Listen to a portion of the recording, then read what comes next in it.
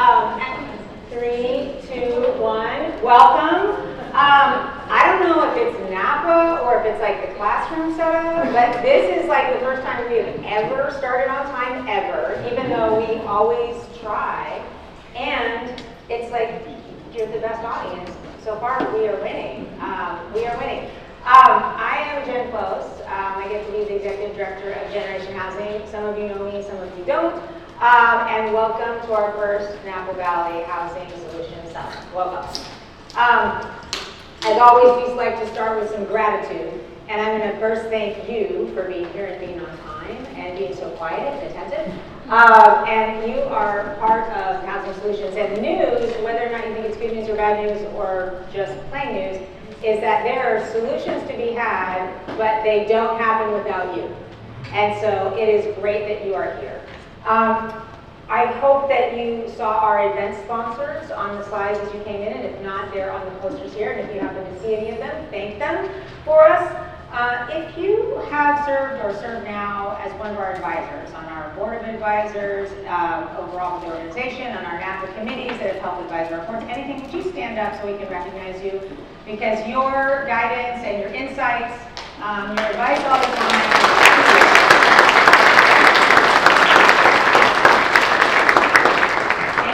So much for your work. And then also, if you are an elected representative, will you stand up so that we can recognize you?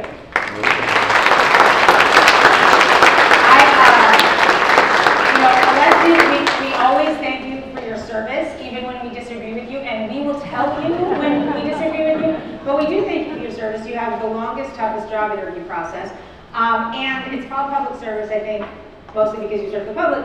But I also just want to acknowledge that you also have this uniquely challenging role of doing your job in public every single day. You serve in public, and that's hard, and I think it's getting harder and harder. So I want to acknowledge and recognize you for that, and thank you for being here.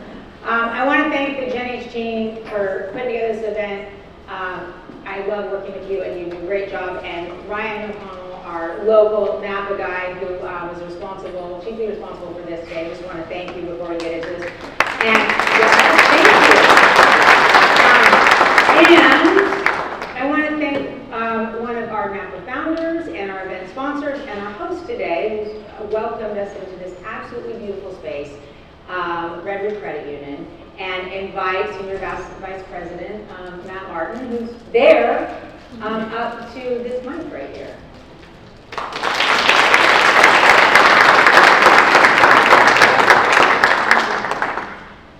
Good afternoon, everybody. No problem. I got you. Is this thing on? I've always wanted to say that. God, this has been productive already. As Jen said, my name is Matt Martin. I get to be the SVP of Community Advocacy and Employee Engagement here at the Credit Union, and welcome all to this really important conversation this afternoon. And what's so ironic and why this discussion is so important to the credit union, it was a little more than 8 years ago when we had a conversation in our community room that's just like this over in Santa Rosa. It was just about a month or so after the devastating 2017 fires. And we were searching for answers. And lo and behold, we had an answer in our midst, and that's Generation Housing. And from those conversations, the idea of Gen H was born. And it really spoke to us as a not-for-profit cooperative in what we get to do each and every day in passionately serving our members, our team members, and community. Because we know that the foundation of our communities, when we think about our social impact, affordable and accessible housing is exceptionally important. And for us, each and every day, and what we get to do in serving our more than 525,000 members, really, all across the globe, but here locally in Napa, in the North Bay, is making sure that we are helping people fulfill their goals and dreams when it comes to home ownership. And that can look a lot of different ways. right? And so I'm really pleased to be able to say we have a few folks in the room from our team today who are our foremost experts who can answer questions and engage in conversation. We have Debbie Engel, our SVP of Mortgage Lending. We also have Kimberly Waite, our VP of Mortgage Lending Sales. And we also get to have a board member in the room today, Jerry Hansen, who is the CEO of the Napa Chamber, a part of today's discussions. And this is really important to us. And when we think about the various solutions that we offer, and just recently, Debbie and our team have been focused on facilitating and starting our first down payment assistance program, enabling first-time home buyers who qualify and who are members to fulfill that goal or dream that they have for themselves and their families by providing up to $25,000 in a forgivable grant to these households who need that support. We all know they can afford the money. They just need a little help getting to that first step, opening the door for them. And so we're really proud of our DBA program. And again, you'll have great experts in the room to be able to talk a little more about that if you have questions. But if you don't remember me saying anything else other than thank you, then I've done my job here in welcoming you to this space. Because we appreciate you and we are so very proud to be in this work with you together. Jen H. and Jen, appreciate you so much. Have a wonderful afternoon.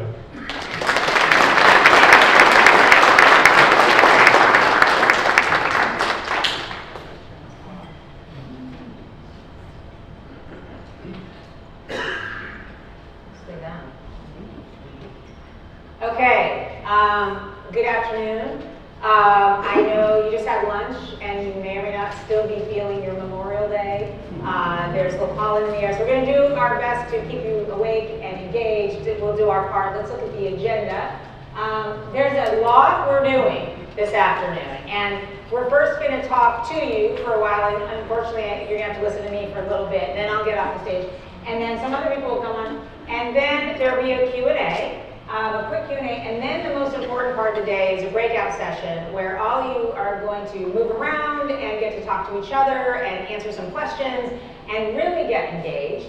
And after which, we're going to adjourn to the reception. And we really hope you stay to the very end, through the reception, but definitely to the end of the program, because we're going to be action-packed right up until the very end. Now, because we have lots to do, we're not going to take any breaks, so if you need to take a break, the facilities are that way, and if you need coffee, they're that way, and there are snacks, and if you need to stretch and get moving, that's fine. And we have some tools also to keep you engaged. And so on your desk in front of you, everybody has a paddle.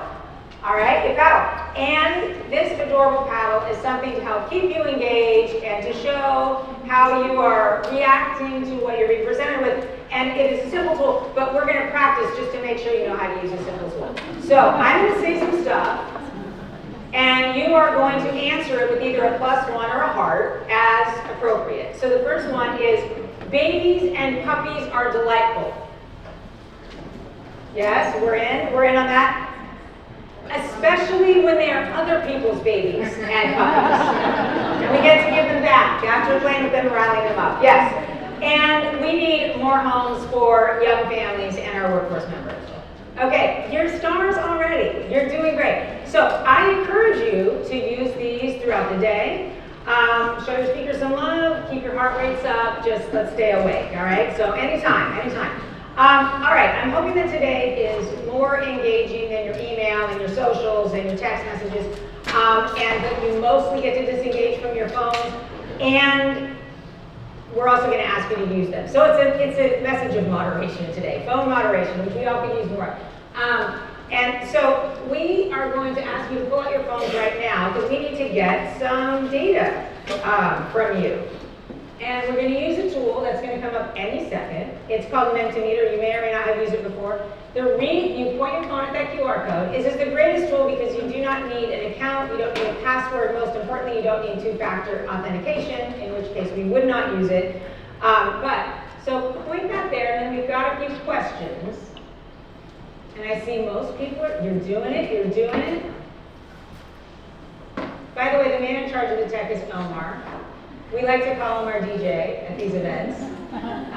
He's the DJ, and I'm the rapper.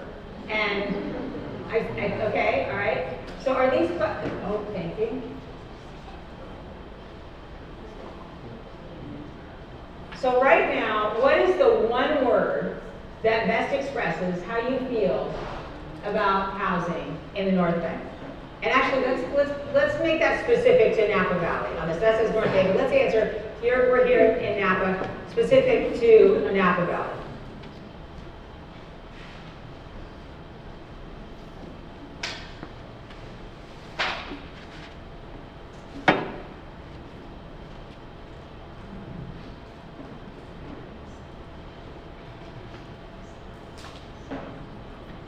There's a common theme here. Common theme. Okay, thank you. Okay, the next question we're going to ask is, if you could tell us what sector or sectors, answer all that apply, are you here representing today?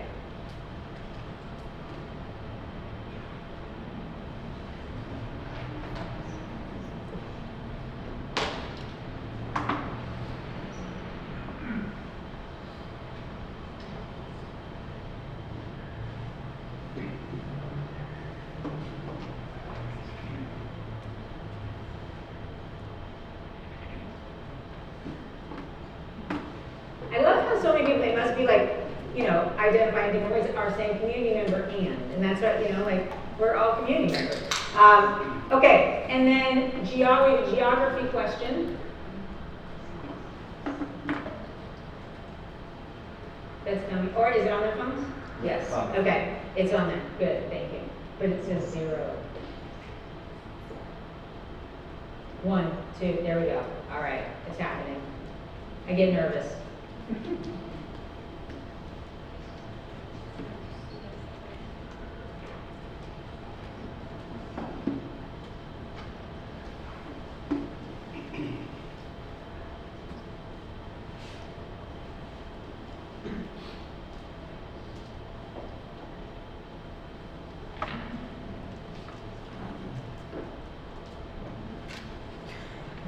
We're already going. How do we sound? Okay. All right. How have you been impacted by housing scarcity and affordability? Is it on their phones even if we don't see it? Okay. Have you been impacted by housing scarcity and affordability? It's coming. It's coming. There it is.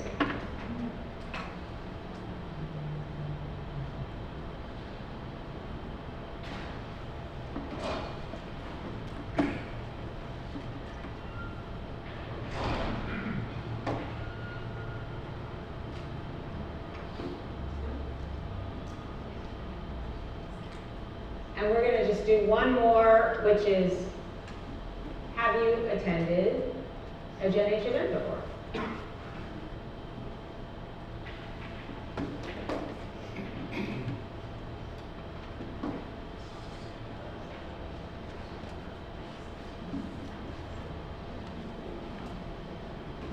Okay, so feel free to take a snapshot of a speaker or slide or something. Let the social media world know you're here if you want. You can use the hashtag #WeAreGenH or hashtag GenH Napa Valley, and man, we're but otherwise stay with us here, and that's some mixed messages on phone use, as we all get every day. All right, so let's get into it. Some of you know me or know GenH, some of you are just getting introduced, so I'm going to do a little history, and please bear with me if you have been here and knew all about this. And in 2018, when my day job was still lawyering and my night job was still Santa Rosa School Board presidenting, and Sonoma County was still in the thick of 2017 wildfire disaster recovery from Tubbs and Nuns, which we unfortunately share with the County of Napa. The Community Foundation in Sonoma County convened this group called the Cross-Sector Housing Leadership Incubation Team. And I was asked to be part of that. We were in my school board or education had at the time. And we did what new organizations do, which is we did the whole mission, vision, yada yada process. And we came up with this vision. We envision vibrant communities where everyone has a place to call home and can contribute to an equitable, healthy, and resilient North Bay. And I want to start here again because I think it's an aspiration we can all get behind. We run this by our Napa advisors. we believe in this too. Because who doesn't want in their community a vibrant, equitable, healthy, resilient kind of quality, right? But the vision, there's a couple things we want to call out. That it's really specific, that it's one where everyone can contribute, where everyone can contribute. This is important, because we don't want people to just be able to make the rent or just survive. We want a place that has the structures and systems and assets in place so people can contribute and thrive and perpetuate a healthy community going forward. So who all can get behind that? Look, this is a practice, this is a test. And again, but home is right there in the center. And the reason why home is in the center is because of this. Because of Maslow's hierarchy of needs. And you don't have to read all these words. You just need to see that shelter is right down there. And then a lot of things also, at the very base of this, aren't even possible unless you have shelter. You need somewhere to keep your clothes. You need somewhere to eat. You need somewhere to get your water.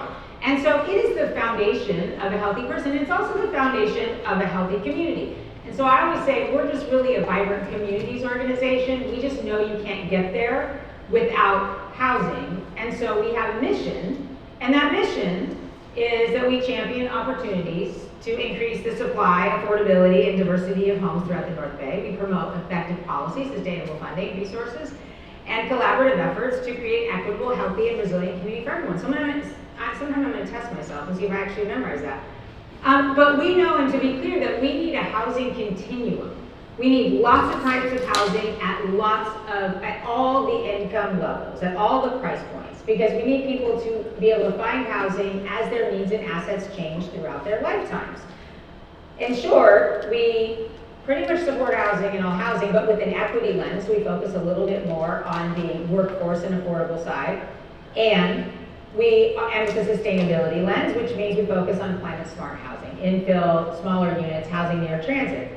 And what's great about Napa, and this is similar to Sonoma County, is the ag preserve. And some people say that this is a barrier. But I'm going to actually say that this is an asset, just like the urban growth boundaries in Sonoma County, because it forces us to build in a climate smart way. We do not have a choice. And so I would call that an asset. So today we're talking about operationalizing our mission that we developed in Sonoma County, but operationalizing that here in the county of Napa. So one of the things that we did in this incubation team is we had to come up with a name for this organization, because that other thing I said just doesn't roll right off the tongue. And so we came up with Generation Housing because there are multiple meanings, to generate more housing, to serve multiple generations, and to be the generation that solves things. Plus, there's the adorable nickname of Gen H. And our name very intentionally, in fact, I think we spent an entire meeting on this, did not say Sonoma County. And it's because we knew that housing scarcity and unaffordability, it did not stop at county lines. We share so much with our neighbors. And also, if we gain some knowledge, some capacity, if we gain some momentum, we wanted to be able to leverage that and the investment made in our organization with our neighbors, and really most specifically with the county of Napa.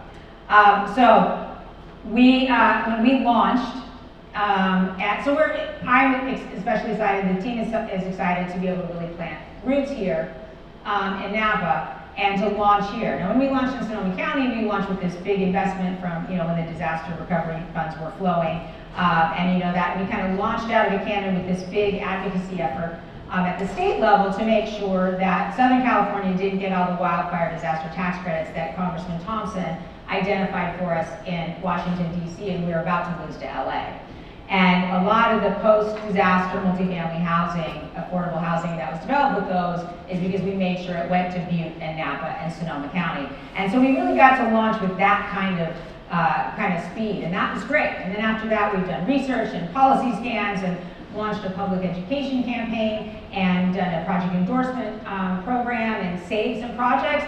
We've done a lot. And what's great about launching here is that we get to leverage all that knowledge and capacity that we developed there, but also we have this great baseline understanding of the Napa housing ecosystem because of the reports that were, I think, wisely and generously commissioned by the county, this Napa State of Housing and Made the Rent and Napa Housing Needs Assessment. And then we get to combine that then with the lessons of the last 6 years. And I'm going to tell you that the biggest lesson we've learned in the last 6 years is that the most important people in the room are you.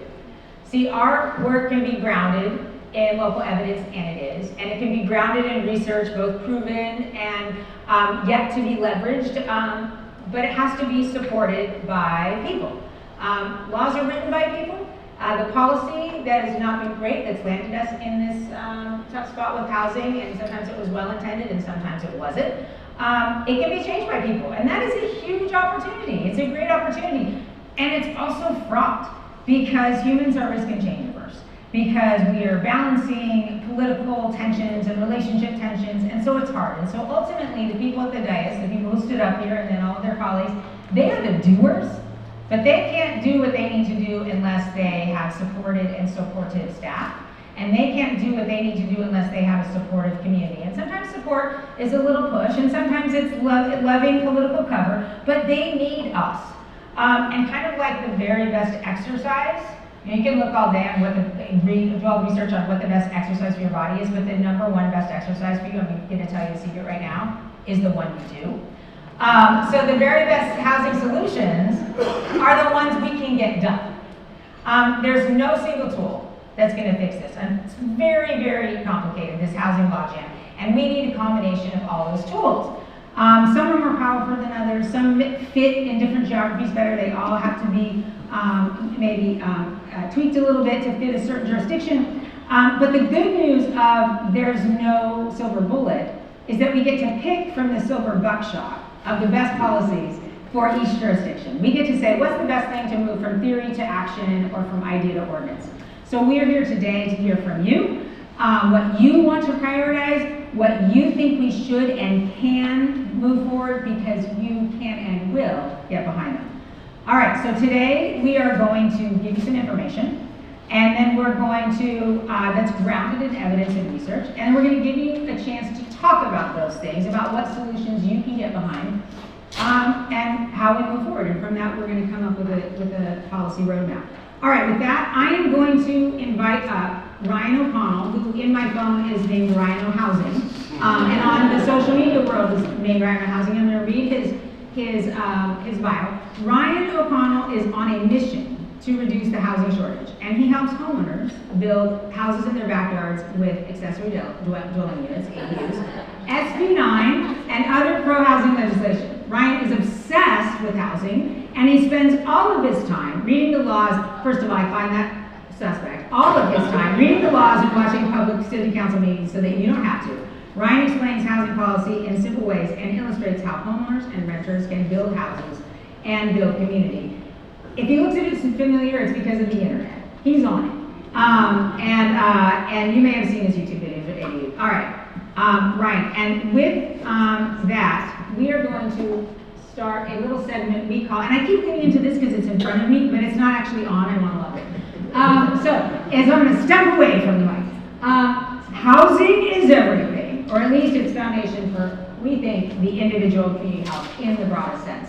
And I know most of y'all are believers in this, or you wouldn't be here, but because we're going to really lean into the wonky stuff today, I want to ground us in why we are here, because ground us in the connectedness of housing. It's going to be kind of a speed round, and how the facts of housing unaffordability and scarcity end up in crisis level impact for people. We are here for people. We are here for the friends and families and our neighbors and the people who take care of our kids and take care of our parents and who really build the social fabric and health and strength of our communities. We are here for people, and we like to remind you all of that before we get into the nuts and bolts of policy.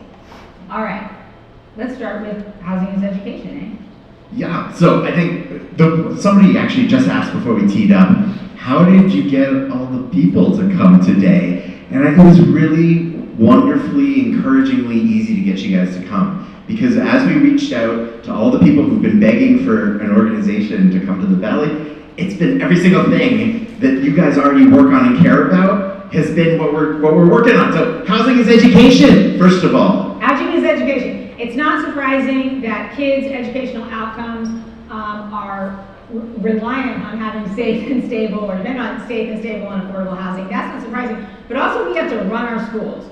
And our, the unsung heroes of our schools, our classified staff members, they need deed-restricted affordable housing. Our teachers, everybody loves to talk about teacher housing. Teachers fall through the cracks of the housing continuum. They make too much most of the time to live in deed-restricted affordable housing. They make too little to comfortably afford market rate housing. Sorry. And then you guys have been seeing the headlines, right? I'm going the wrong way. That's why. You guys have been seeing the headlines. We're closing schools, we're disposing of the properties, it's happening over and over, and the reason, we all agree on it, it's that you're not building enough housing for young families to be able to afford to live here. The one community that is building more housing proportionally to their plan is the one community where school enrollment is tracking year on year to stay the same. Everywhere else, we're shrinking. Housing is health.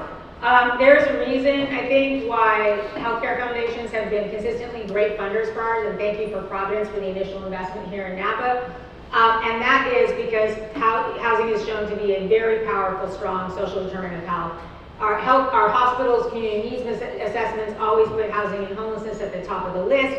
And they also need housing in order to attract and retain healthcare workers of all kinds. Like if you wonder why it takes you so long to get a doctor's appointment with a specialty doctor, that even often the hospitals will tell you is a housing issue.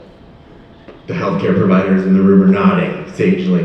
This is a map from the staff of Napa Valley that shows where our in-person caregivers actually live. And just the short version is about half of them are not in Napa, right? And so you see people are commuting from Carmichael and Kelseyville.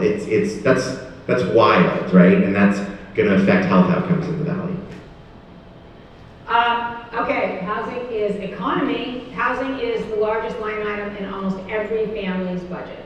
And so it makes a huge difference what you are paying for housing, and having enough money to be able to not only meet your basic needs, but save for retirement, save for emergencies, save for education, depends on how much you are spending on housing. It also is key to attracting and retaining workforce for our local businesses and for jurisdictions to be able to attract businesses that they want here, is whether or not we can say we have a housing ecosystem that's going to support your workforce. And okay, I'm the nerd, right? So I get to bring all the slides with numbers. If you just think, we also like the fact that we can collect tax revenue off of properties, right? Land is a public good, there's a finite amount of it. If you look at on the left, you've got a single family development with 118 units. It's going to take up about 15 acres. On the right, you've got a beautiful multifamily building where the same number of units fits into a quarter an acre. I'm not going to take too much time, but any guesses as to the approximate value per acre that we generate on the right compared to the left? Like 2 times more, 10 times more, just like 80 times more, right? It's wild how we misuse the limited good that is public land. Okay, wait, can we go back to that or Ryan? I mean, I know we're behind Stephanie, I'm seeing you, but for everyone who cares about their jurisdictional coffers and our ability to, provide the infrastructure and services that we need, this is really important. And then there's some people who are going to be like, yeah, but what about sales tax? But what about sales tax? The people who live here are going to buy stuff, first of all. But also, this is way more stable than sales tax, and it's in perpetuity. This is what, and you don't want to underuse this asset.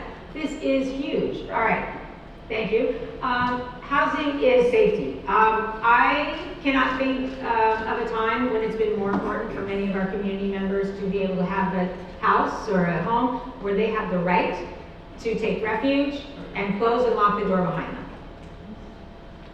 I was talking to Tracy Lamb at News, and she shared the statistic that 57% of the people experiencing homelessness, women experiencing homelessness, state that domestic violence was the primary cause of their homelessness. This is a stat that's true across the country, and so no matter what your need for safety is, it's wild that we have to have this conversation, but it's very hard to find alternatives when housing is scarce. It's hard to get out of whatever situation you're in. Housing is homelessness. When we talk about homelessness, we often dive into rabbit holes around addiction and mental health issues and law enforcement, but study after study after study after study, and I can just keep saying that, just says housing is the solution to homelessness, that we need more affordable housing. And I think the thing that finally like got me to really, really believe that is to see stats and a map that showed that there's almost no homelessness in most of the parts of the South. And we know that it does not lack for poverty. And we know that there are addiction issues, and we know that there are mental health issues, because this is just part of the human experience everywhere. But they just have enough homes that are affordable, that you can struggle with those things and still put a roof over your head. And the nerd brought another graph. But this is just a table that proves what she said. When housing costs more money, there is a 9 to 15% spike in homelessness. And this is across jurisdictions around the country. The same book did all the other things like drug use and mental illness and the weather and all the other things people talk about. It's housing, y'all. I used to be the nerd, and then Ryan came on the team, and so this has been a great relief for me. Okay, housing is climate. Listen, the number one way that people contribute greenhouse gas emissions and to climate change is through driving gasoline-powered vehicles. Number one way. The number 3 way is just through using power, which, by the way, powers your electric car. When it's great that you drive an electric car, but that power also produces emissions. And then the number 8 way is having too big a home that requires more heating and cooling. So that's why building your jobs, building your transit, and also building smaller homes, just kind of a return to the past, a time that we all speak nostalgically about, is part of almost every environmental organization's housing action plan. And the Ag Preserve actually does something really magical here, where this is a map from UC Berkeley that shows how bad the carbon footprint is per capita in different zip codes. It's a national map, but I zoomed in. And actually Napa's doing pretty well, and it's because, despite the fact that we're a rural jurisdiction, a set of jurisdictions, our Ag Preserve means that some places like Calistoga are actually relatively dense urban footprints. Most of the people have lower VMT. And we just made up like 6 minutes. Yeah. I just want to give you a high five. That's it. Make it up time. Make it up time. Napa today. Okay. All right. Yeah. Yes. Thank you. Thank you for that. That was a little stressful for us for a minute. Okay. The policy team at Gen Age, which used to be headed up by Dr. Joshua Shipper, who many of you know because he was the principal author of all the reports I put up, and he's been working with our Napa committees until he had to move to Philadelphia because he actually decided that he would like to be able to buy a home and save for retirement and save for his kids' college. And so that was a choice. That was a housing choice, actually. And he now just consults with us sometimes. But they came up, he did a lot of research and came up with a list of all of the proven policy solutions, things that either had been shown to work other places or had great promise to work if someone would just try them. Things that are available for local adoption, because we don't have control over everything. We can't do anything about interest rates, we can't do anything about inflation, but we can control local ordinances. And so he said, what are all the policies? And then we put them in these 4 buckets, these 4 policy areas, and they have adorable names. The zone for people and planet over parking, incentivize affordability, fast and fair. And today we're going to do a very, very brief overview of each of these buckets, and then also talk about a couple of policies that we think are really promising for the North Bay that fall into these buckets. And then y'all are going to go through an exercise where you get to weigh in on what we should prioritize here first. What you think will have the greatest impact, but also what you think people can get behind. What you think people might oppose. Because we're trying to find the sweet spot of impact and feasibility, because again, the best exercise is the one you do, the best policy solutions are the ones that we can actually operationalize. And I'm going to kick us off, and then you're going to be done with me for the day. I'm going to kick us off with the Zone for People bucket of policies. Oh, that's okay. We know from the Napa Housing Needs Assessment that we just have underproduced relative to need for 2 decades. And we need, in all this, I'll just tell you, at the end of the day, what you need to know is that we need almost 10,000 more units. And that's like units across the board, and it's kind of a weird thing that the HCD doesn't say like what exactly kind of units, but they just figure it's going to average out. Some are going to be studios, some are going to be 3 bedrooms, some are 2, but we need about 10,000 units to accommodate the households. And so we've got to build more. But there is just simply not enough space to build the housing we need, and not enough space to build the kind, and not enough, and the zoning is not right to support the kinds of housing we need, because these reports also identify that there is a mismatch of housing. That we need housing that we don't have. The needs of the workforce are, we need entry-level housing. The needs of young buyers is we need a starter home price. We need a smaller unit. We need stepping loans. We need a continuum. Well, that doesn't exist. We mostly have high-end single-family homes.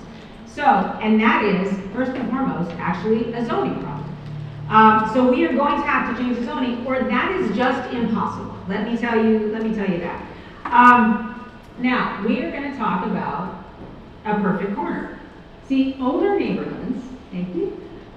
In older neighborhoods, and you probably know neighborhoods like this, they exist everywhere, and I know they exist here. You might see like a big fancy house next to a smaller single family home, next to a duplex, and then there might be just like a triplex next door. And those are the older neighborhoods, and that is very similar to what I call a perfect corner. And it's not unique. They exist in all of our old neighborhoods in all the jurisdictions. But I know this corner well because it's where I live or where I own a home in Santa Rosa. And I used to put the real pictures up, but then I realized that probably was maybe not nice to my tenants. I should not just like put the addresses of their homes on at events. So we have this cartoon version now. But, so I own a home in Santa Rosa in one of the older neighborhoods. You might know it from some Alfred Hitchcock movies or from the movie Pollyanna, the McDonald Mansion neighborhood. And I live on the outskirts and it's not a mansion. But it was built in 1901. This kind of big single-family home is on one corner, and it has a detached ADU built on top of a garage that was built in 1980. And diagonally across the street, there's a modest single-family home, and right across the street from the front door is two 4-unit little cottage-style developments that are each little, very cute, large 1-bedroom homes with courtyards in the middle. And then to the side, across the street this way, is a very cute 10-unit apartment building that has really cute apartments. It's called naturally affordable housing because they're smaller, they're older, although they're very nice. And this is the corner I lived on for 17 years. And actually most of my neighbors live here at the same time. And it is an amazing, diverse corner, and it is walkable. And this exists lots of places. But the only reason it exists is because it was all built before 1940. Because most of it would be illegal now, except for the 1980 ADU and the garage. We're so welcoming of places to store our cars. So this does not exist. We zoned our way out of it. We made it literally illegal. We zoned our way out of having mixed income neighborhoods. We zoned our way out of having walkable neighborhoods. We zoned our way into creating single-family home areas that have not very many kids anymore. You know, like how many kids do you see riding bikes around the neighborhood? And we have changed this by zoning. We've lost it. And so one of the things that we have to do is we've got to bring this back. We also zoned our way into having segregated cities, which also means that our schools are as segregated as they were as the pre-civil rights era South. That is zoning. So we've got to do something about zoning. Now, there are lots of ways to change zoning, but there is an opportunity right now that we think is a great tool for the North Bay, and it's called SB 10. And SB 10 is a law that was passed in the state legislature in 2022. And it is a law that exists and is on the books, but jurisdictions have to opt into them. They have to say, we would like SB 10 in our jurisdiction. And what it does is it is an automatic upzone to 10 units in infill parcels and transit-oriented parcels. Now, there are not lots of transit-oriented areas in the North Bay. There's not a lot, there are a few, but not tons. But there's lots of infill, just scattered throughout. And it's, there are places on at least 3 sides, it's already developed. And what's great is that CEQA exempt the ordinances, and it's because it's like, if this is a transit-oriented area, if this is infill, it's been studied. There's been an EIR or 7. This is all, it doesn't need to go through CEQA review anymore. And if your jurisdiction opts in with a supermajority, so 4 of 5 supervisors or 4 or 5 city council members, then it also, each parcel can be developed in a CEQA exempt way, so in a streamlined way. And if your jurisdiction also has objective design standards, It can be ministerial review. It can just be a rubber stamp. Come in. I've got this plan. It's 10 units. And actually, if you're super creative, you can do 10 units plus a detached ADU plus a detached ADU, and that would be creative and impressive, and I would applaud that. But this is a way to build what we need to build in a kind of gentle density upzoning way. Sprinkle a few 6s and 10s and 4plex throughout neighborhoods that already have space and people, and we're not pushing out into the outskirts of our area. This is happening lots of places, other places building like this, things like places like Seattle or Denver or Boise or Portland, and it is a gentle density way. And I also, even though I don't like using this term, because it's often a term of neighborhood opposition, organized opposition, NIMBYs, I try not to say NIMBYs either, but it also fits with neighborhood character. It actually really fits in the North Bay. It looks just like of our old neighborhoods where people love to live. I get things on my door all the time saying, "Can we buy your home?" So this is the way that we developed before. I think this would be a really bold move for us to adopt in the North Bay jurisdictions. I also have to say, even though I call it bold, it's really not. It's kind of going backwards. It's like I like to say, it's like our great-grandfathers used to build. And it creates really nice, diverse communities. So, SB10, big fan. We've got to upzone one way or another. Oh yeah, I like it. +1 for SB10. Anybody else a +1 or a heart for SB10? Love. I love it. I love it. I love it.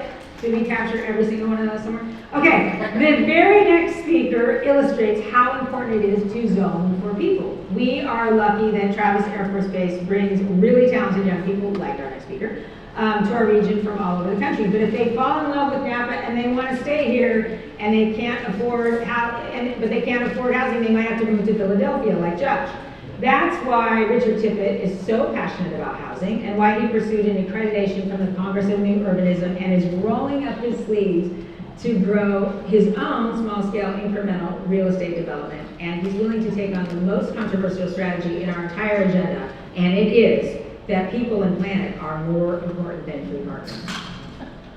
I don't know if it's that controversial. I think it's... Oh, I don't know. Personally. As you said, I'm Richard Tippett. I live here in Napa. Air Force brought me out, fell in love, stuck around, and here to annoy some people into building more housing.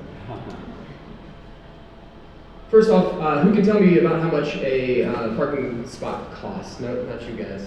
Anybody else? Just throw out a number. Either one. I've got both on here. Yep.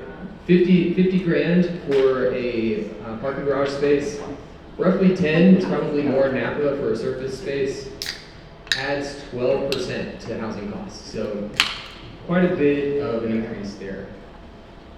And just to note, these are not free spaces, right? Like somebody has to pay for those. It comes out in either your goods cost or your housing cost. It comes out in ways that we probably don't even notice. So what are parking minimums? These are things that have developed over time. Nobody nefariously said, I'm going to put cars here so people don't live here. It's not how that happened. In the 20s, cars were becoming a thing. We needed a place to put them. They don't fit in stables the same way that horses do. We needed a place to get them off the streets. So that developed, and then post-war, just developed even more. And it's kind of become I call it a pseudoscience. It really is. It doesn't have any basis in fact. It's more of an opinion, a feel, and it goes off vibes if you do things by vibes. So what do we have in Napa? We have a lot of parking in Napa that we have to require. This is for the city itself. You can take a look there at what is required for residential uses. It says outside of downtown, but this actually does apply to downtown as well. So if you want to build anything in downtown, you have to take these into account. We'll get back to that in a second. Here's some other stuff, notably cocktail lounges and bars. They require parking spots. Green Door, have you ever been there? Would require, if it were built today, 35 spots. Nobody should drive to the Green Door. Ever. You should not drive to the Green Door. And so what does this actually cost us? What does this actually cost us? Lots of space, obviously, tons of space, but it's more of an environmental impact, right? We are driving, we are burning greenhouse gases. And not just that, you have to use greenhouse gases to make asphalt and concrete. All of those things add up. It also blanks out our main streets. We'll see some pictures in a second of what that looks like. But also it mandates you to use a car to go a lot of places. I live on E Street, and for me to get around town, I have an e-bike. I can get around very easily, but it's way easier to drive. And so I find myself driving more often than I should or would typically do in a different place. I'm just going to flip through some pictures real quick of what this looks like in some other cities. So this is Birmingham. That is the same street. Milwaukee, same thing. This was cleaned out for highways. You'll see that this is not necessarily just about parking. It's about more than parking, but it's what comes with cars as well. Kansas City, beautiful buildings all torn down just to have an empty street for some reason. And then Cincinnati. This one hits hard. I have family that lives in Cincinnati. They're actually housing crunched right now too, and you see all of this was torn down just to put a road through it. This is what Napa looks like. All of these are parking spots. Some of them are public, some of them are private, but all of these yellow spots, that's parking in downtown. So you're missing out on housing, you're missing out on retail, you're missing out on other green doors that are downtown. More things for us to do and to get to and to be a part of in the community. And these are some pictures of what it looked like before. So this is, I think this is looking north on Main Street. I couldn't tell, but it looks like the building that's on the corner of First right there. You can see that there's a lot of stuff that was torn down here.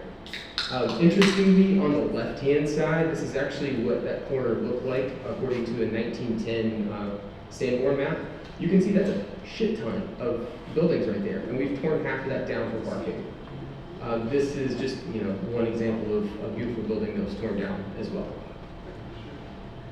So the case study real quick of Fayetteville. Fayetteville, 2015 got rid of parking minimums, and they've seen a huge resurgence in both tourism and retail and housing going in downtown.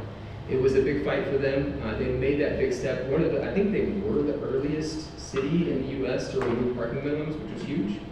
But you're seeing a lot of businesses come back into that downtown. You're seeing smaller entrepreneurs come in and set up shop. You get a lot of that benefit out of removing parking minimums because we're going from a building plus 35 spaces to just a building, and a small shop can fit into that space and not have to worry about all the extra costs that comes with that parking minimum. Grass Valley also did something similar. They removed parking minimums and pedestrianized their downtown. And so they have seen a lot of benefits economically from that. They haven't built as much housing in this area, but all of the merchants on the street were kind of against this, like 50-50 for a while. They were surveyed last year by, I think, Gen H was a part of that, and all of those business owners are 100% in support of that change that was made. But it's not necessarily cars that are a problem. It's a lot more about car dependency. So you see Madrid here actually used to park on Plaza Mayor. If you've been to Plaza Mayor in Madrid, it's an amazing environment where you're in this historical plaza. There's always something going on, and they used to park cars there, which is crazy. And nobody would think to do that today. And just to keep on going down that path of Europe versus here, you'll see that Europe's not so much better than us whenever it comes to car ownership. This is just a quick comparison there. I mean, Italy has more people with more than one car than we do. Slightly, statistically still more. But you're seeing that they have taken away parking minimums. They have not let the cars become more than just a part of their daily lives. It's not driving everything they do. It doesn't drive decisions like it does here. So transportation trends, you'll see that we are way higher than our other countries that have similar car infrastructure that we do. That blue, it's over 50% of our travel under 2 miles is used by car. Like, we have to drive, which is crazy. You should be able to walk those. You should be able to hop on a bike. You should be able to hop on a public transportation. And you can see this actually play out in downtown. So in downtown Napa, we have the ability to build businesses without any parking minimums. And you're seeing businesses come in. You're seeing a lot of activity happen in downtown, but you're not seeing housing, because housing still requires that parking minimum. And so you won't see housing go downtown, which we desperately, desperately need, unless we remove these minimums at least downtown. And so what we're trying to do is unlock infill potential. See the left, this is my little AI rendering of what it could look like. Beautiful little ad hoc houses. I love density, so this speaks to me. But on the right, you actually see, this is La Rambla. I think I'm actually pronouncing that incorrectly in Barcelona. But it was something that was built in the 1800s, and it's got a lot of density. It's actually roughly the same width as Jefferson. So whenever we're looking at the Jefferson project and redoing that, this is an opportunity for us to look at. And it's not just about what we're doing with parking. It's so much more than that. If you look at where we spend our money, 65% of Measure G right now is actually going towards paving roads, which is crazy. At least in my opinion, we should be spending that in other places. Those reducing the 2-mile radius and getting people on bikes, that would do a lot to actually alleviate that cost. I love this line at the bottom. When we stop requiring a better roof for a car, you build a better roof for your neighbor. It speaks to the fact that we do have to have public parking for all housing in Napa. And that's it for me. Legendary.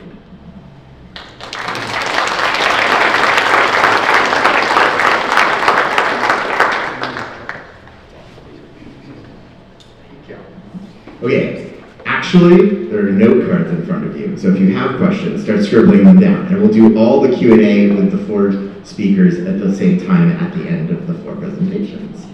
Gosh, I keep talking in front of a picture of myself.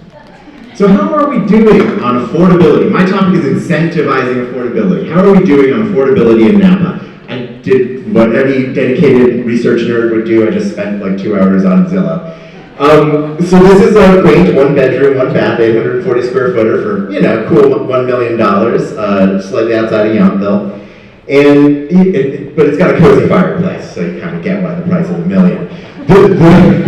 I think it's a funny example, it's a sad example, but houses cost a lot of money here. That's actually very close to the county average sale price. If you look at rents, these are rough. I pulled them from a couple different data sources, but this is what happens when you go look for an apartment right now. And this is only the price that what we pulled for research. The real hardship is that every time you have to move every 12 months, you're lining up with so many different people competing for the same finite units that at the end of the 1 month, 2 months of sleeping on somebody's couch while you're looking for your next place, you're like, I will rent the 3-bedroom and just sublet to my cat. I will make this work, even at that price. Average sale price is roughly, again, that $1 million example is not crazy in the county of Napa. City of Napa, somewhere in that 800,000 range. Average sale price for the past couple months. Don't at me if I'm crazy wrong.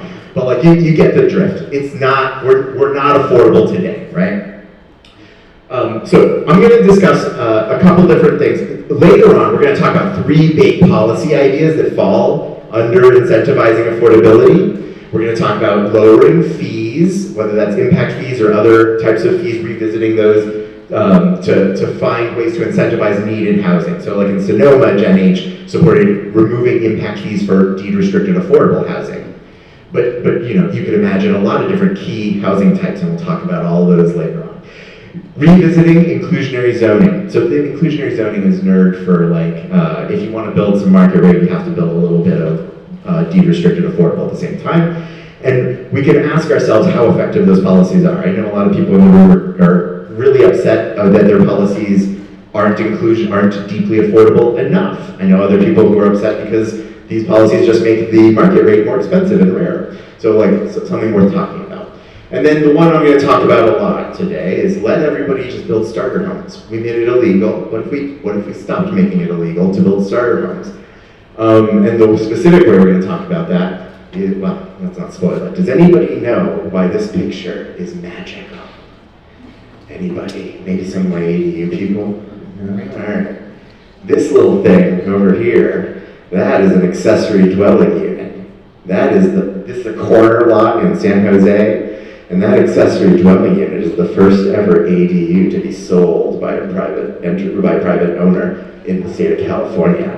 Yeah, +1 applause, yeah. Because these are just houses, right? So accessory dwelling units are a permit type that lets you build a house in your backyard, convert part of your home into an apartment. There's lots of different shapes and sizes. We're going to focus on these detached ADUs that kind of naturally have an 800 to 1,000 square foot footprint. because of the market, I shouldn't say naturally, but because of the rules that allow ADUs, they all tend to be about that size. So this guy bought the big old house, did a remodel, and then took advantage of the ADU law to build this smaller one in the backyard. It's a corner lot, so they have separate facings, and that ADU sold for 30% less than the comps in the neighborhood that are normal homes on their own lots. What does that mean, right? Well, this is not on its own lot. This is a condo. It's not a condo the way we think about a big condominium building where you can only own the walls in. There's like an imaginary line on a plat map that goes through here, and this person owns everything above the ground on that side of the line, and this person owns everything above the ground on this side of the line. They do not have an HOA, like monthly meeting. They have an HOA, but it's like 12 pages long. You pay a lawyer once. It's like getting a vaccine. You just gotta do it. You know, like, buck up and buy the lawyer. Then now there's one little asterisk. It's San Jose, so 30% less than market. This was only 1.3 million or whatever. In Napa, the numbers will be different. What's cool about this form of housing, this policy, is that there are already hundreds of units in the ground in Napa. This is a real ADU that I only photoshopped to make me look thinner. But this is a real unit in the city of Napa. There's hundreds of units in this county already. There's actually, so this is, again, can't stop me. She made me take so many charts out of the first slides. But this is the HCD's APR dashboard. So every year, when the cities and counties all dutifully send their annual progress reports to the state slowly, but eventually puts them in this dashboard. So this is the numbers up through 2024, slow. But you got about 605 permits for ADUs just in the jurisdictions in the Napa Valley. And more than half of those finish by now. And that's wonderful. That means without swinging a hammer, without building a single thing, there are hundreds of units that could be turned into starter homes if we just decriminalized it. If you are really nice to me, I'll teach you how to use this dashboard and you can get the street level view, but we're hiding that for now because you'll all just make offers on all those houses with ADUs and start turning them into condos. I know that this is true because, there's also a second way that this is wonderful. That people will start developing projects specifically because they pencil, because of the separate sale of ADUs. So this is in Austin, Texas, where there are thousands of these. It happens a lot in Austin, Seattle, Portland. And this was a giant lot in a neighborhood where some of the lots were never sized correctly, usually because of redlining. And so this lot was being underused by a tiny house in the middle. So I'm a little torn, because that tiny house is kind of naturally affordable, but the lot was underutilized. And you remember, I like using land. And so the developer came in and said, well, I can put two houses on. Can you tell which one the ADU is? I can't, I forget. It's in the video, or whatever. And these suddenly become much more affordable than an equivalent house in that neighborhood. They're more expensive than the original, so there's always a little caveat. I won't lie to you. But it's interesting because it means people will start developing homes that wouldn't have existed otherwise. All right, why is it illegal? Well, we just chose to make it that way. It was politically expedient when we passed the ADU rules at the state level to throw in a thing just to get everybody to stop complaining. Say, okay, no separate conveyance. That means you can't sell them separately. This is an actual policy in one of our city's ordinances, and they're about to update their ordinance, so I'm not calling out the city of St. Helena.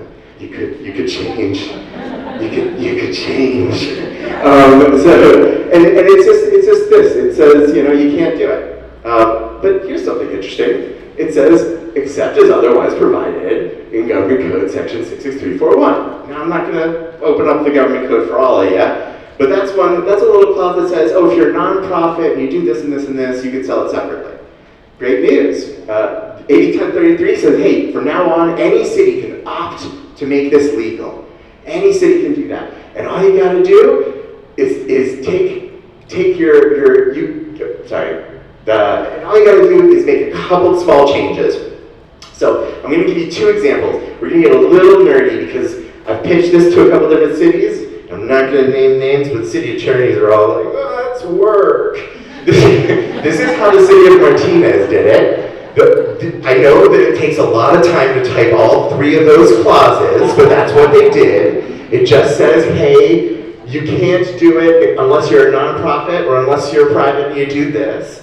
Here's how West Hollywood did it. It's 4 clauses. And then I'm going to do you one better. Here's how that one in St. Helena that says that, you just add 11 words and section 66342 as well as title 16 of this code, and you're done, right? Now it's still complicated, but the complication falls on the homeowner. The complication falls on the developer who wants to engage a lawyer to make a legally binding HOA and follow the Davis-Sterling Act and do all that stuff.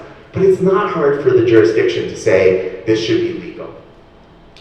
So, the policy is called AB 1033 from a few years back at the California State Legislature. It enables the separate sale of ADUs as condos. There are 587 new ADUs predicted by the end of the decade in Napa County in the jurisdictions. There are new opportunities for starter homes, for wealth building, for gentle increases in density that don't change the character of the neighborhood. You saw that little San Jose ADU. There's 0 impact on parcel footprint. This is the easiest gimme that any of the jurisdictions have. And if you like the character of your neighborhood, this isn't even the multifamily building I was threatening you with in the sexy intro slides. This is just a couple little ADUs. Some of them already exist. So I think that's what we're going to talk about. Yeah, okay, if you want, just a little. You can pause for ADUs, not for me.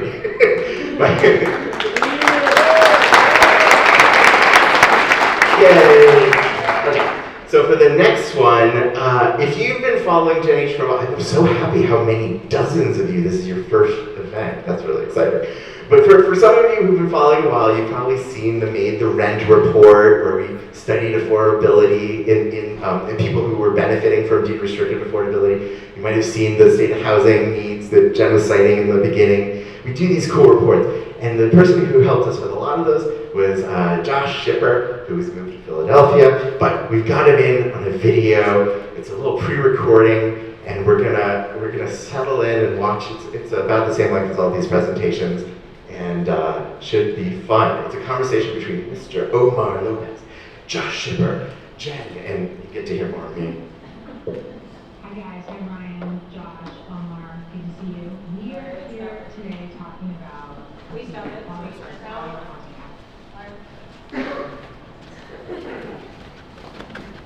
had to have one tech. There should be the master volume we need to turn on. It's cranked. Hi guys, I'm Ryan, Josh, Omar, good to see you. We are here today talking about the part of our housing action plan that we call Fast and Fair, which is an adorable way to talk about streamlining. Time is money, and I'm a believer in that. And when we talk streamlining, I'm talking time is money. But let's talk about why it's so important for housing approval.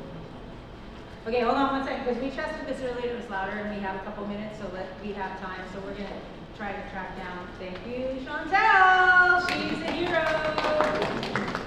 Well, we think she's a hero. She's been heroic in all other times, so we are assuming she's gonna be heroic. Is the volume up on the computer also?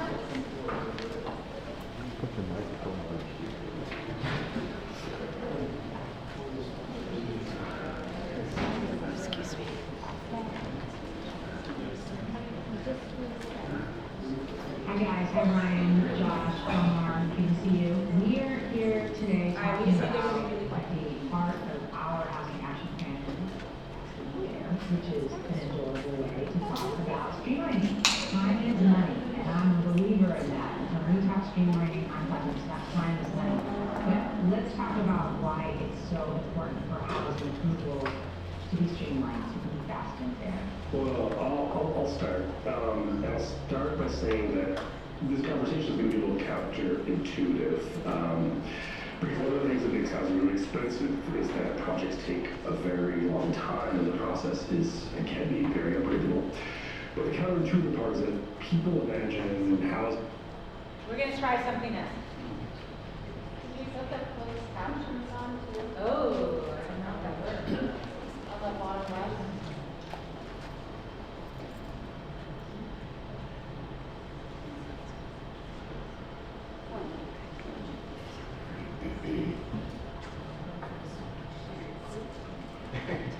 That's just what they're saying. Guys, whatever you say, we can read on the screen, so stop making fun of them.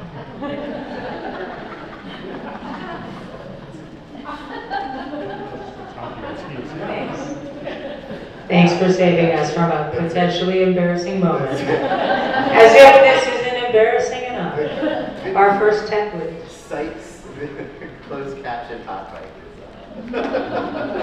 Pop mic. it's a recurring stress stream I have.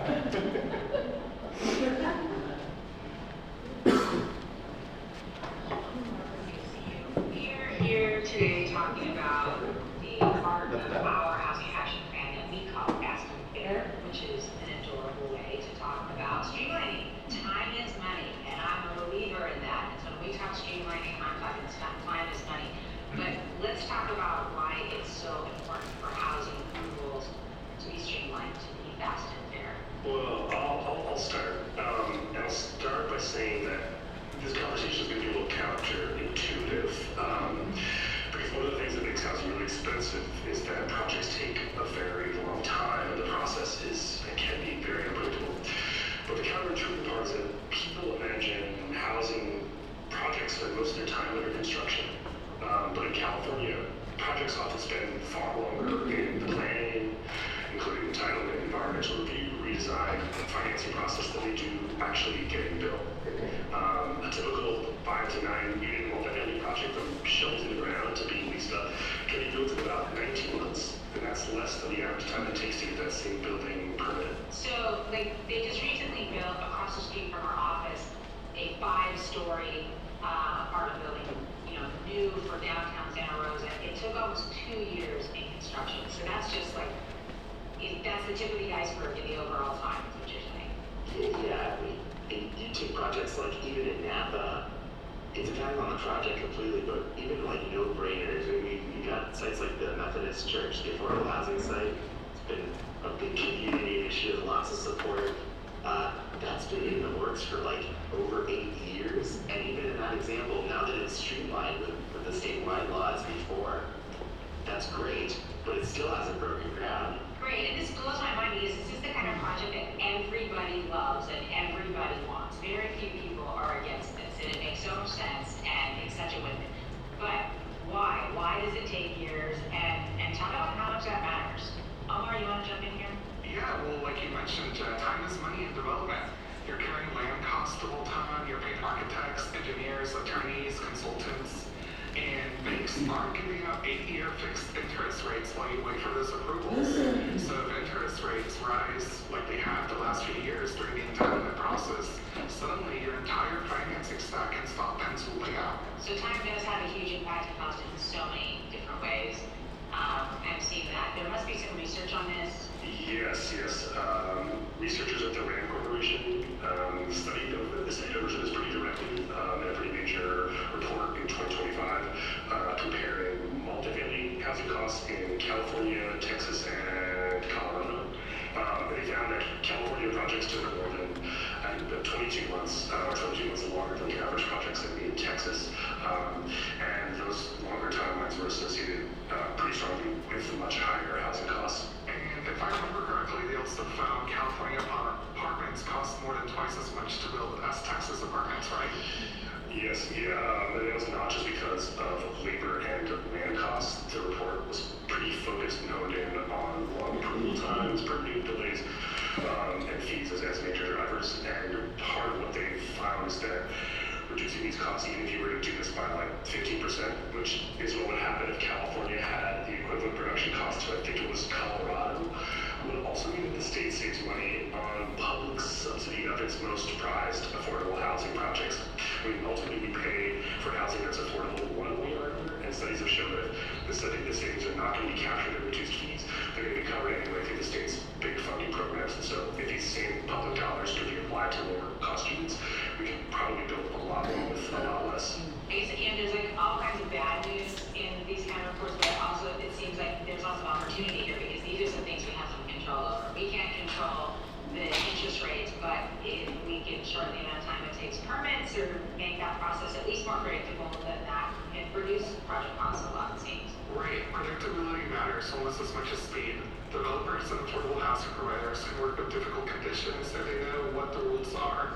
What kills projects is uncertainty. Yeah, I hear this a lot from developers. If they're getting into this really risky business, they're investing, and when they invest in places, they want to know what the culture is and what the timeline is, and whether or not the area is like actually really pro-housing because of that uncertainty, that risk has dollar figures attached to it, or certainly could have dollar figures attached to it. Now, not to brag, but in some ways, we're kind of working through this in Sonoma County. Can we do the same thing in Napa? Well, in Sonoma, a big focus was simplifying and consolidating discretionary review.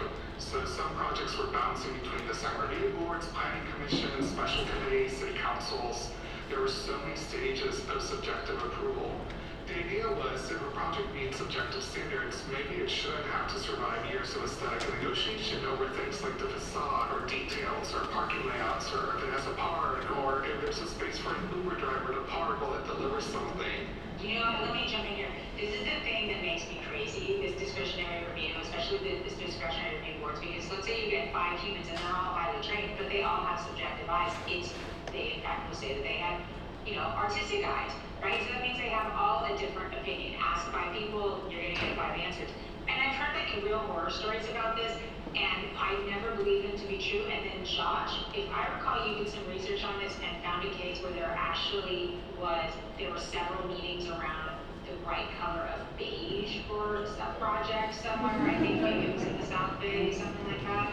Is that right? Yeah, that's true. I think we went on this panel that was done ethnographic research of what design review boards are actually like. Yes, multiple shades of beige. Discussions over the legacy of Scottish modernism in California's architecture design.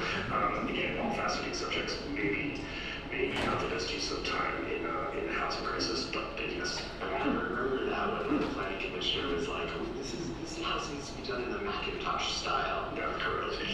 That's like, okay, that's a very specific, that is a deep cut, Commissioner. Okay, having said that, back to we're in Napa now, and I love every single planning commissioner and design review board.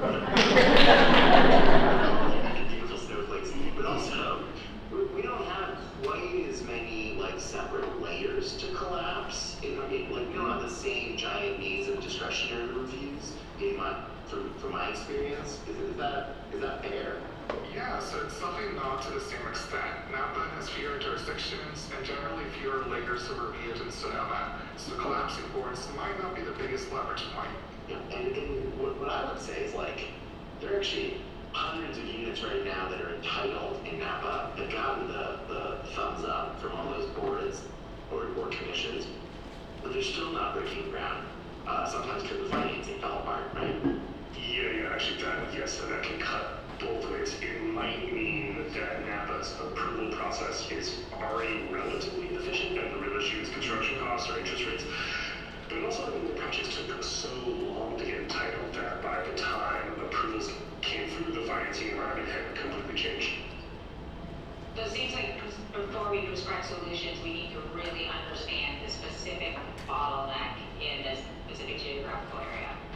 Yes, and I'm not showing for myself here, but yes, I'm a researcher, so starting with how long projects actually take from concept to heat in each Napa jurisdiction, where delays happen, what kinds of projects are getting stuck. Josh, I know it drives you crazy when I do my vibes math, but even without all of the data yet, do we have a hunch? Is there some vibes math here on whether there even is a problem in Napa? I think it's fair to say absolutely vibes-wise. I'm gonna perpetrate the vibes math too. Let's talk about some of the elephants in the room, right? There's an organized opposition against real projects right now that should be relatively straightforward, streamlined entitlements. When you take Yountville Commons, I'm sorry anybody in the room is already yelling. This is why I recorded this. Yountville Commons, it's a 100% affordable housing project. And before there were even formal plans to review, hundreds of residents organized against the rezoning of the site for housing. And so before they even had design review, or permits, or before the environmental report could be finished, right? And all this stuff, there are already multiple opportunities for projects uncertain. And that's as much a bottleneck as anything. So the bottleneck might not just be permitting. Yeah, I think in Napa, the issue might be broader than review boards or discretionary review. And so, it might be as early as the rezoning fights that we're seeing in the Commons. It could be something early like housing element site selection, right? Which happens like every 8 years and way ahead of time. Or it might not be about red tape at all. Right, so what other delays are there besides the red tape? You mentioned a couple. Talk a little bit more about that, Ryan.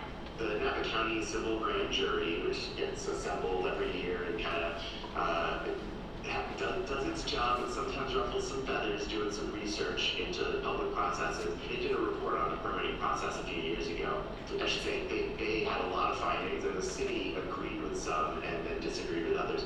The ones that everybody agreed on were like, we have some outdated software, we have some fragmented systems, people literally are printing out 7 copies of their permits and like bringing them in person. And so there was a recommendation to modernize all that permitting infrastructure, and applicants can submit plans online and track permit status digitally and move projects through departments more efficiently. And the city's still working on that. Right, okay. So it's not just like ideological streamline, just operational improvements. Yeah, that could easily be the outcome, right? It's less about reforming the review process sometimes and more about, hey, we need more staffing, do we need better technology, do we just need to be clearer about the timelines, do we need more coordination effort between different local agencies? That's what I hear about a lot is around coordination. Is that some jurisdictions have ombudsmen who help move these things through the process. All right, so what happens next? Today, we're bringing together community leaders and we're discussing 4 policy platforms in the Housing Action Plan. I think if people decide that fast and fair and more objective approvals is the area where Napa wants to focus, then great. I think we need to dig deeper here. Doing a bit more research instead of just assuming that Napa is exactly the same as Sonoma. Yeah, I mean, we try to make our recommendations evidence-based, and sometimes you gotta slow down a little bit to make sure the best way to move forward into the good thing. Okay, so are there any big takeaways?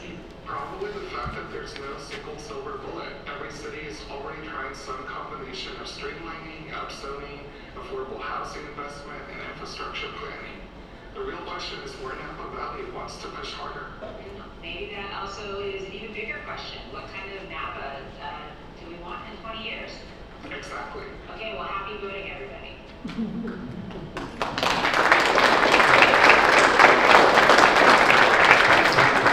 I miss Josh. Alright, thank you for putting up with the pre-recording, but it lets us bring in that expert who's done so much research in the Valley with us.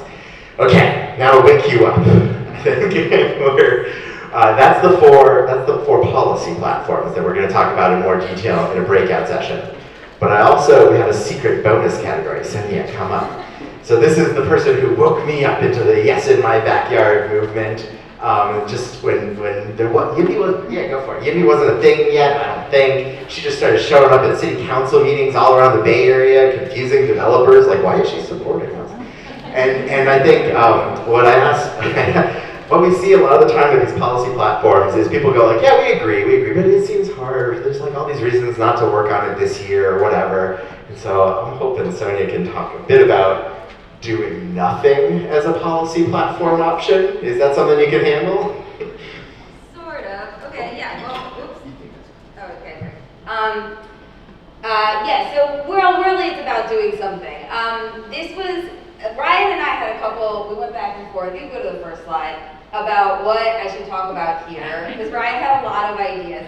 I'll introduce myself a little bit. I'm the executive director at Yes in My Backyard, also known as YIMBY Law, and we are an affiliate organization with YIMBY Action. We're a C3 and a C4, and we work together. And YIMBY Action has 80 chapters in 25 states in the US, and 30 of them are in California, including one in this area. Yeah, Ryan is a lead, right? Yeah, Richard, who spoke earlier, Napa Salama for everyone. That's one of our chapters. Oh, hi, Richard.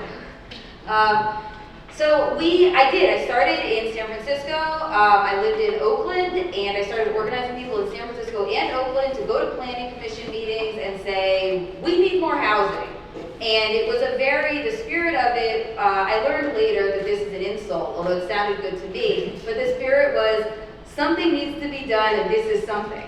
And that's how I felt about the housing shortage, and I think probably a lot of people here feel that way, which is like tearing my hair out, do something, try something. You have an idea, go for it, let's work, let's move. You know, is this particular, you know, we would go to the planning commission and basically support whatever was on the agenda because we were like, housing's really important and we need more. And it really caught on. It turned out that people wanted a political movement where we were encouraging people to cross neighborhood and municipal boundaries.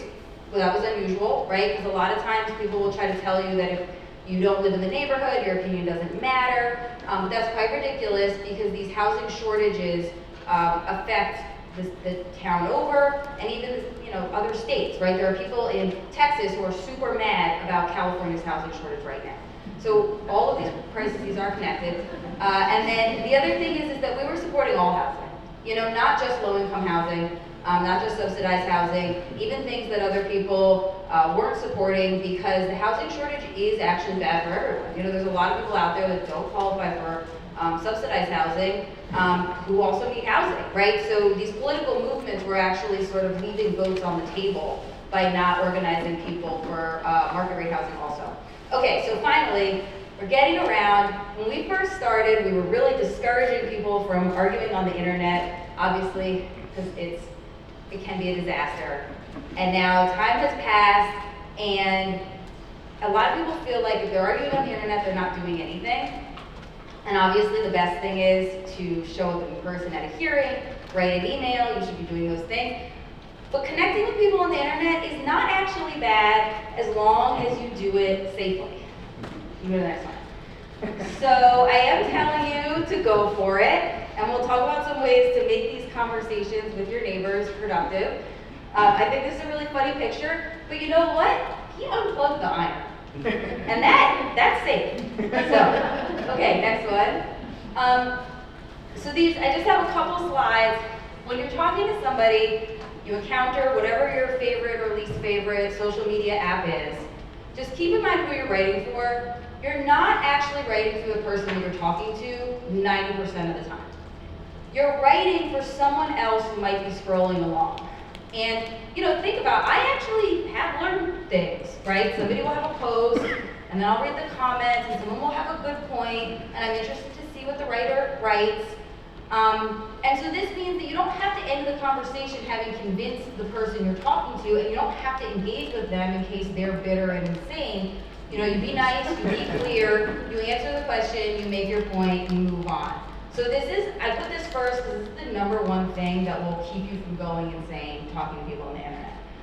The other thing is about your audience is just assume that they don't know anything, they don't have context, and assume that they're totally distracted, right? That they're reading while they're driving and they have a kid in the back screaming at them, and also they're trying to remember their grocery list, right? Like there's no end to the distraction that people are feeling.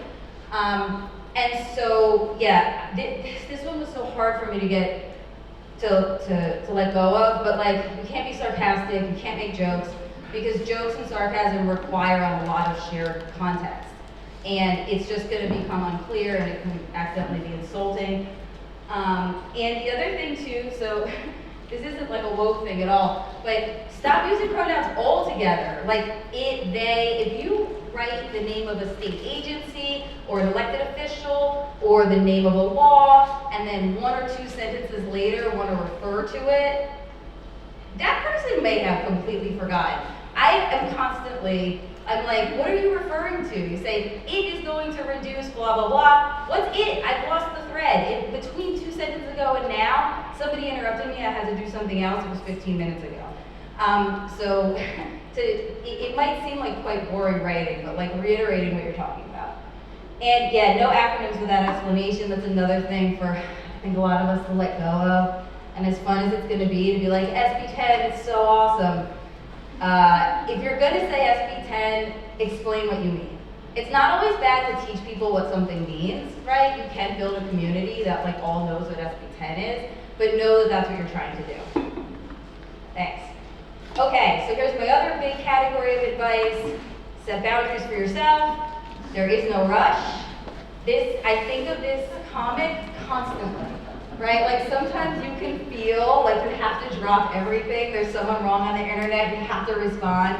You don't have to respond. Everything is gonna be sitting there. People are gonna see it. And it'll give you time to think about it. And also feel free to plagiarize yourself. You know, you think you wrote something well, put it in your notes app, copy paste it somewhere else. Be efficient. Okay, so now, this is a different presentation, slightly different. This is another thing Ryan and I talked about. He was mentioning that as they're doing outreach, and you know, folks here are doing outreach with city staff, you're getting kind of certain types of pushback. And so I wanted to talk about how to reframe conversations. This works like with anybody on any topic, so it doesn't just have to be city staff, but that's what the examples are. So a big thing, if you can get out of the argument binary, that's huge. And that's actually what YIMBYism was all about. When I started organizing folks for housing, the big housing argument was rent control or not rent control. And I was like, wait a minute, guys, what about more housing? Right? We're like stepping out of that conversation altogether. Or should we build new apartments in low-income neighborhoods or not?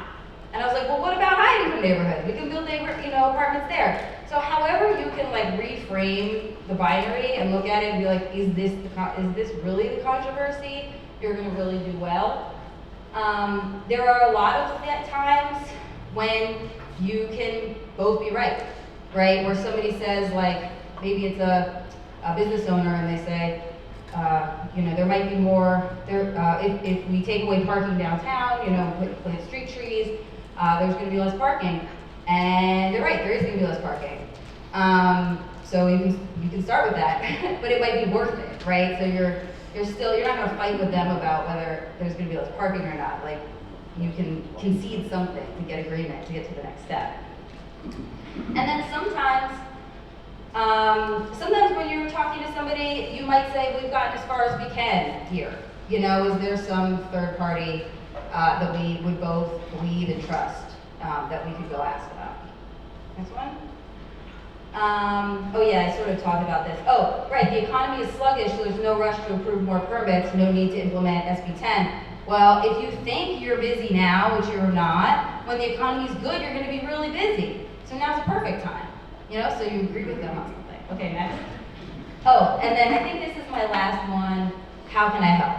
Right? You want to make it easy for people, especially staff. A lot of staff might not be that invested. They just genuinely have a lot of things to do. So if you can try to hear in their complaint an opening for you to do something, and I picked this one because honestly, it's politics all the way down. Right? We don't have time. In no institution do they not have time. They just don't make it a priority.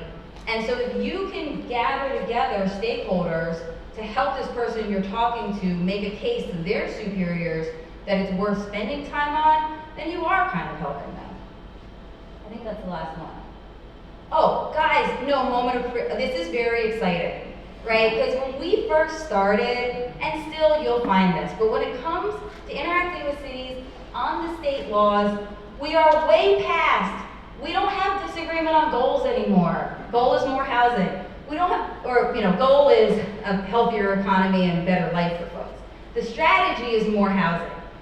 We're down here on disagreement on implementation, which is a very cool place to be. We have made so much progress. We are so far down the funnel. In some cases, actually, like they were talking about in the previous thing, we're actually on disagreement on execution. They've implemented, but they need to do some kind of a better execution, like updating the way that we accept records, right? We have made so much progress on this issue together, and so I hope that feels like momentum to keep going, finish it up. That's it.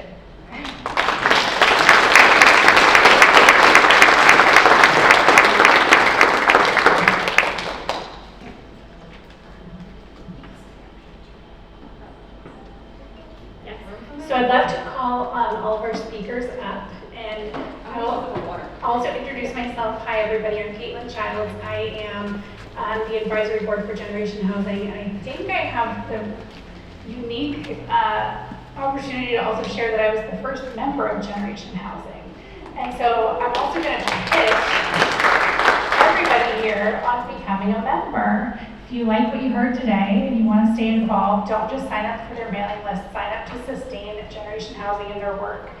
You can do that starting at $5 a year, or choose an amount that makes the most sense for you. And today we're going to be doing Q&A. So if you have written down any questions, feel free to pass them up to a friendly Generation Housing staffer.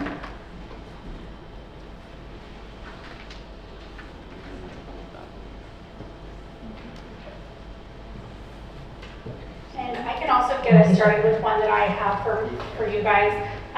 What are the biggest roadblocks we're seeing for implementation of something like SB 10 or AB 1033? How about I'll answer SB 10 and then Ryan gives, although they're probably similar.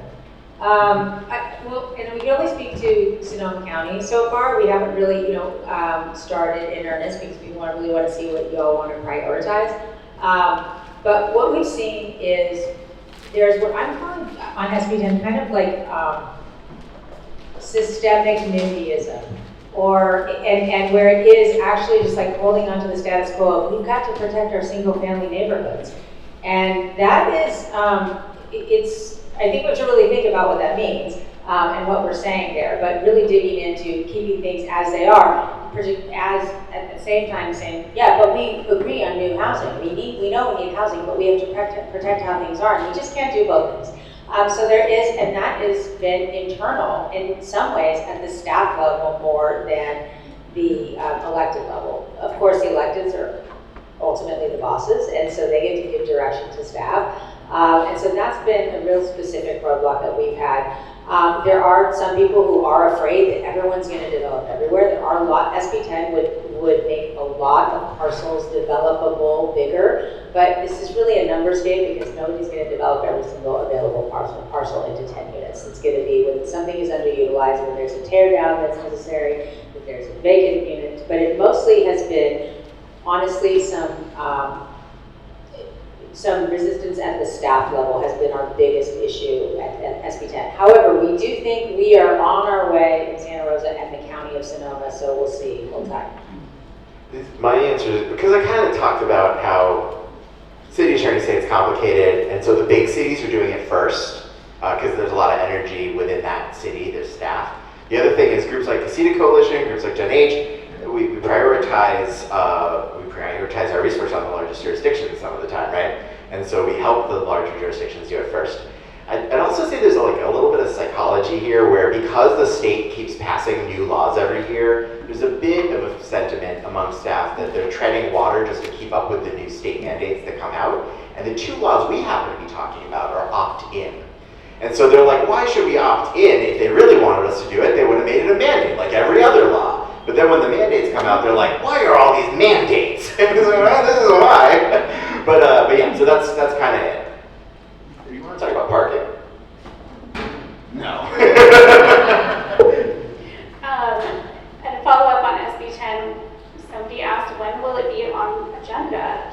And so my follow-up question to that is, are jurisdictions here waiting to see what other cities are doing? And if so, like, when do we get to, hopefully see that change? I guess I'll answer that also as again, like, because we haven't specifically said we're going to advocate for this in a certain jurisdiction yet. I'm not sure where the Napa County jurisdictions are yet. I can say it is a common thing we hear in Sonoma County to say, well, who's done it already? Who's done it already? And I will tell you that this is a kind of annoying answer to me because someone's got to be first. And so, like, come on, let's step up here. Like, we've been talking about housing for some years. We've been really talking about it since the fires. But we've got to do something. So, but it can be, SB 10 theoretically could be agendized. It could be, a mayor or the chair of the board say, we're going to put this on the agenda, and it could be on the next agenda for a study session and then bring it back at the next meeting to adopt. When there are model ordinances, this actually is not that hard. Thank you, Jen. Somebody asked, what are the potential property tax impacts of AB 1033? Yeah, this is complicated. Get a lawyer. So the new construction of an ADU triggers an additional assessment, so your property taxes go up for the ADU. It does not affect the existing structure. But then the separate sale, if you sell both, then obviously the next guy's problem and your Prop 13 goes away. There's some other tricks that accountants are looking into to help, especially seniors, maybe build the condo ADU, transfer their existing property tax to the new unit, the way you would if it were completely separate property with the same exemption. But I'm not giving you that advice. You go hire an attorney, you hire a CPA, and you find out. But it's worth researching. Great. Oh, and it's great for the city. Some of the things we talked about today require a law to kick in if we're near a transit-oriented area. Is there a map of where transit-oriented areas are here? Patrick Van. Yeah, front row. Calling Patrick Van. Thank you, the MBTA, for attending. So the short answer is. Hi. Do you want to introduce yourself? Yes. My name is Patrick Van. I'm a senior planner with the Napa Valley Transportation Authority. So the short answer is it depends on what kind of transit-oriented communities we're looking at. So MTC has priority development areas, which have certain incentives for housing development. Those maps are on the MTC website. Napa County jurisdictions do not have any areas that qualify for high-quality transit corridors, which is generally the state definition that I think we're talking about. That could change, right? That's a decision that whether it's MBTA or MBTA working with jurisdictions or jurisdictions alone saying, hey, we want to have transit with more frequency, with shorter headways, so that we can have both that robust transit system that people can rely upon, whether it's for the commute hours or even beyond that for hotel hospitality workers, and to get the additional benefits if we decide to see it that way for infill development and additional density and so on and so forth. Thank you, Patrick. Okay, somebody asks, what are the problems with inclusionary zoning? It seems like it's a good idea. So what are we hearing, like, people complain about it? Sonia, maybe this would be a good question for you to answer. Hand me this one. Is this one on? Yeah. Okay. So inclusionary zoning is basically a tax on housing. And we tax things we don't want, right? That's why cigarettes are so expensive. But we do want housing. That's the shortest way to explain it. And the way that inclusionary zoning works is that you have a building. You're going to build your 100 apartments. That's an easy number to do math with. And if you have, say, a 10% inclusionary requirement, then it means that 90 of them rent for the normal market rate, and then 10 of them rent for something that is price capped. Affordable to people making whatever the policy says, 80% of the area median income, or 30% of the area median income, or something like that. And so it's less than market rate. And so it's, it's basically money that the project has to forego. It's money that it doesn't earn. And actually in this example, for inclusionary rates of 10% or less, it's according, I don't know, I'm not a scientist, but talking to developers all over, not just in California, they say that typically it's just something that they can afford and it doesn't have such a huge impact. I imagine it like one of these kind of charts where, zero inclusionary rate has no impact, and like up to 10 it's kind of slow, but then after 10%, like when you go up to 15% or 20, or in some places have like a 25% inclusionary rate, then a quarter of your project, you might even be losing money on those apartments. It just makes it a lot harder to build anything, and basically the community has to wait until rents for new buildings are so high that the rent can subsidize the lower priced apartments. So that's what winds up being the problem. Obviously mixed income housing is a good idea, but we recommend cities pay for it a different way, right? Maybe through the general fund, giving people local housing vouchers.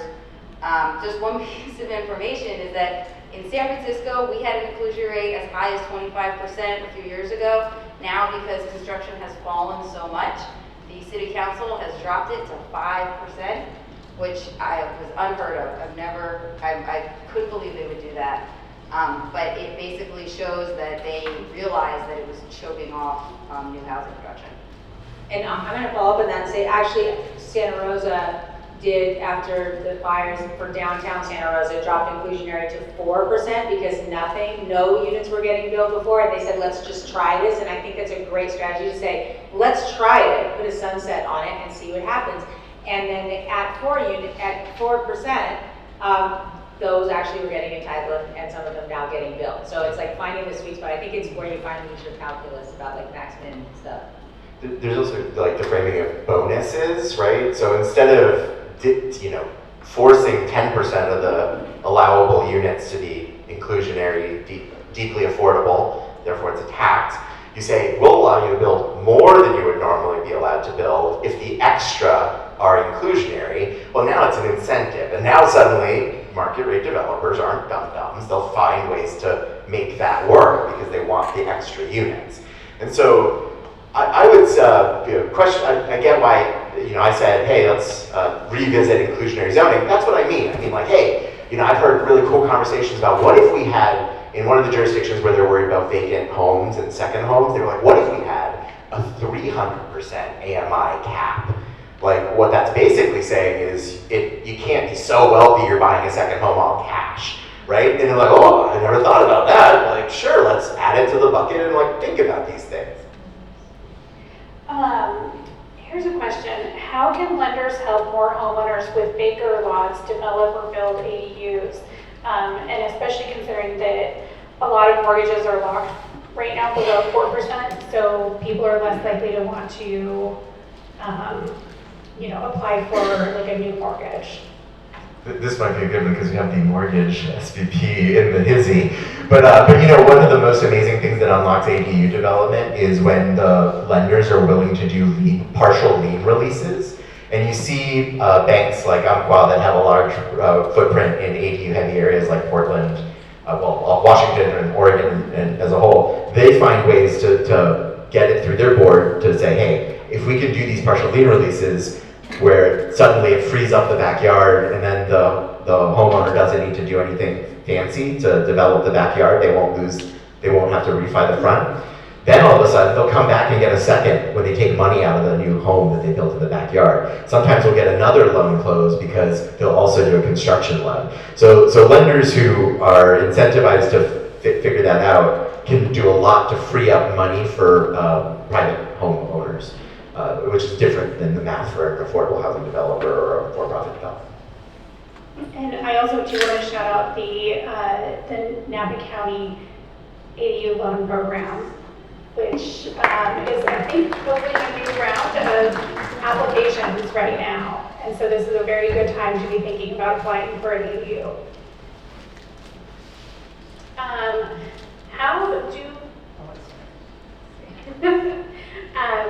How do we mitigate the effect of second home ownership in the cost of housing in Napa County? Are there ways to incentivize owner occupancy? I mean, tax second home ownership is the same conversation we were having before. It's just, do you want that or not? If you don't want it, then get money for it, and then use the money for things you do want, is a good governance strategy. Another thing too, because we encounter this all the time. There are yibbies in Tahoe, we have yibbies in Florida. I do think that communities should think clearly about what their local industry is. So if you were Monterey 100 years ago, your local industry is catching sardines, you would never think, why is there all these sardine fisheries and processing plants? Let's get rid of them, because you know that's your industry. And there are places where the industry is tourism, which means you do need some land for tourism. And I'm not, I can't be prescriptive about it, but I think when people think about it that way, then you can make a decision. If you're gonna have land for tourism, you could try to put everything into hotels, in which case you might need a lot more hotels than you have right now. Or if you don't want to put everything in hotels and you want to let people spread out, then you might need a lot more houses and be aware that some of them are going to be second houses. So I think that sometimes people sort of get hooked on like, well, it looks like a single family home, and I knew somebody 15 years ago who lived there, lived here full time, and so it's supposed to be that. But if there is some part of your area that's for tourism, because that's part of the industry here, then that's normal. That's part of the local economy. Thank you. A couple parking related questions. Yeah. So this first one asks specifically about kind of walk us through how reducing parking would work, because we've seen in Yountville the concept of like the development having less parking, that being a talking point for a lot of people who are worried about that one. The other question kind of related to this is like, in terms of how does it work, would be how do people who live there get to their jobs, get to their grocery store if they're not in a very walkable neighborhood? Look at second one stuff. I'll start with the first one. How does it work? It's piecemeal, start where you can. We're already seeing in downtown, like I mentioned, they've already waived parking requirements in downtown for all commercial uses, and we're seeing businesses come in as a result. Then the next step is to do the same but for residences, and then work on commercial corridors, places that you know people will have businesses and housing together. Focus on those areas first, and then start to work into the neighborhoods where they make sense. I mean, again, I live on East Street. I can walk pretty much anywhere I need to go if I have the time in Napa, and I don't need a car. I just have one because it's convenient. To get around, how do you make this happen? It's, again, a process. You can't have good transportation without the density to support it. It's always going to be a money loss. And so you have to start peeling away the layers of how do you get more density. Well, you get more density by having fewer cars. What happens when you have fewer cars? You have more businesses, you have people that are willing to invest in their neighborhood and build those businesses right there. So there's a little bit of discomfort that everybody will have to deal with for a little bit, because we're having to undo 100 years of work that hollowed out our cities. So we have to work through that and take those steps backwards. Another parking question. The city of Napa is currently doing a parking study. The premise of the survey is that the city needs more parking. So besides answering the survey and maybe saying that we don't need parking, what else can be done to influence the city's plan to look at more parking instead of housing? I'll speak to the Napa part specifically, and then I will definitely keep it over to you, so you have a lot more. We did miss an opportunity to charge for parking downtown. Parking inventory is actually an issue that is more addressed by that than adding more parking. We're having to add parking because we didn't address the actual root cause, which is parking's free. It's not free, as we talked about. It does cost something, and so we need to be aware of that.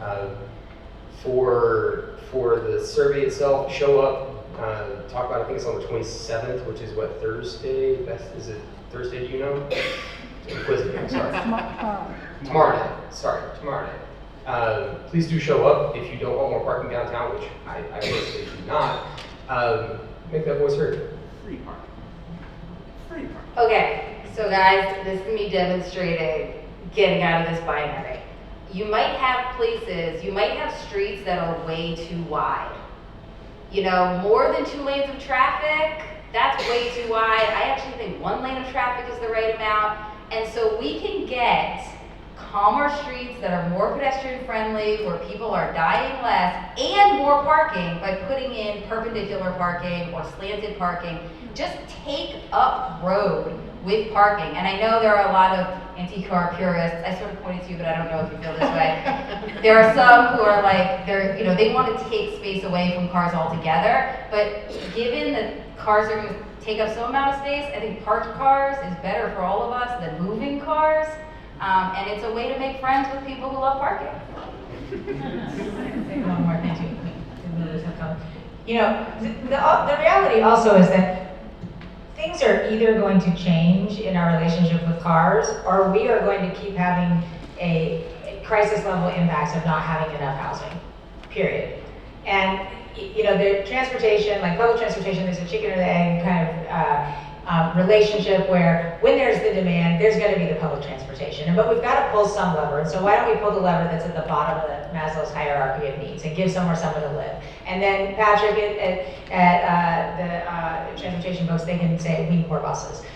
So you've got to pull some lever. There's going to be some change. There's already research that says if most of your life is within 7 miles of your house, you're going to save money by relying on Uber rather than owning a car. There are different ways to be, and we can in fact drastically change infrastructure actually pretty simply. And the example that I always love to use is if you've been to Amsterdam, and raise your hand or your paddle if you've been there. And I know I'm saying it wrong, Sonia. Amsterdam. Is you should know that up until the 60s, it was a car-choked city, and there were so many people dying by being hit by cars, so many children, that grandmothers started a movement to create better bike lanes and bike safety, and now it is a bike-dominated city. There are more bikes than cars. Everyone is on bikes, and I'm not necessarily saying we need to be Amsterdam, but you can change infrastructure, and you change infrastructure by just changing demand and changing culture. And so what we can't do is we can't have everything exactly the same way as it is now and solve this housing problem. Those two things can't coexist. But there are third and fourth, and there are many options. It's not a binary. It's what are the ways that we get to a solution. Okay, I have one last quick round of questions for each of you. What is your one call to action coming out of today? Well, I mean, we're about to break out in all these groups. I want you guys to come up with the one that we're waiting, right? There's all these different ideas. These are great questions. Let's figure out what we should work on together where we can agree on stuff. There's currently a rail study ongoing between our county and Solano County. Get involved with that. There's also a proposal from Capital Corridor to realign through Jameson Canyon into Napa Junction. So get involved with those. I'd say bring up any of these issues. Bring up these issues with like one person that you ordinarily wouldn't bring it up with and see how it goes.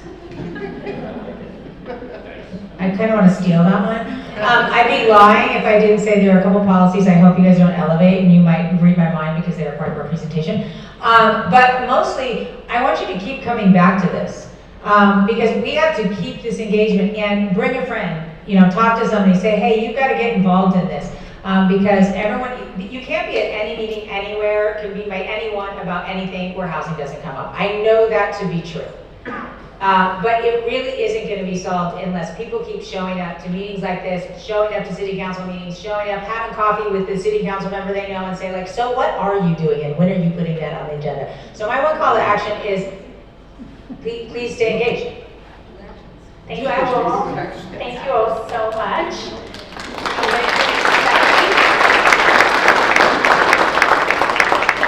All right, thank you. I'm excusing you. Yeah, thanks.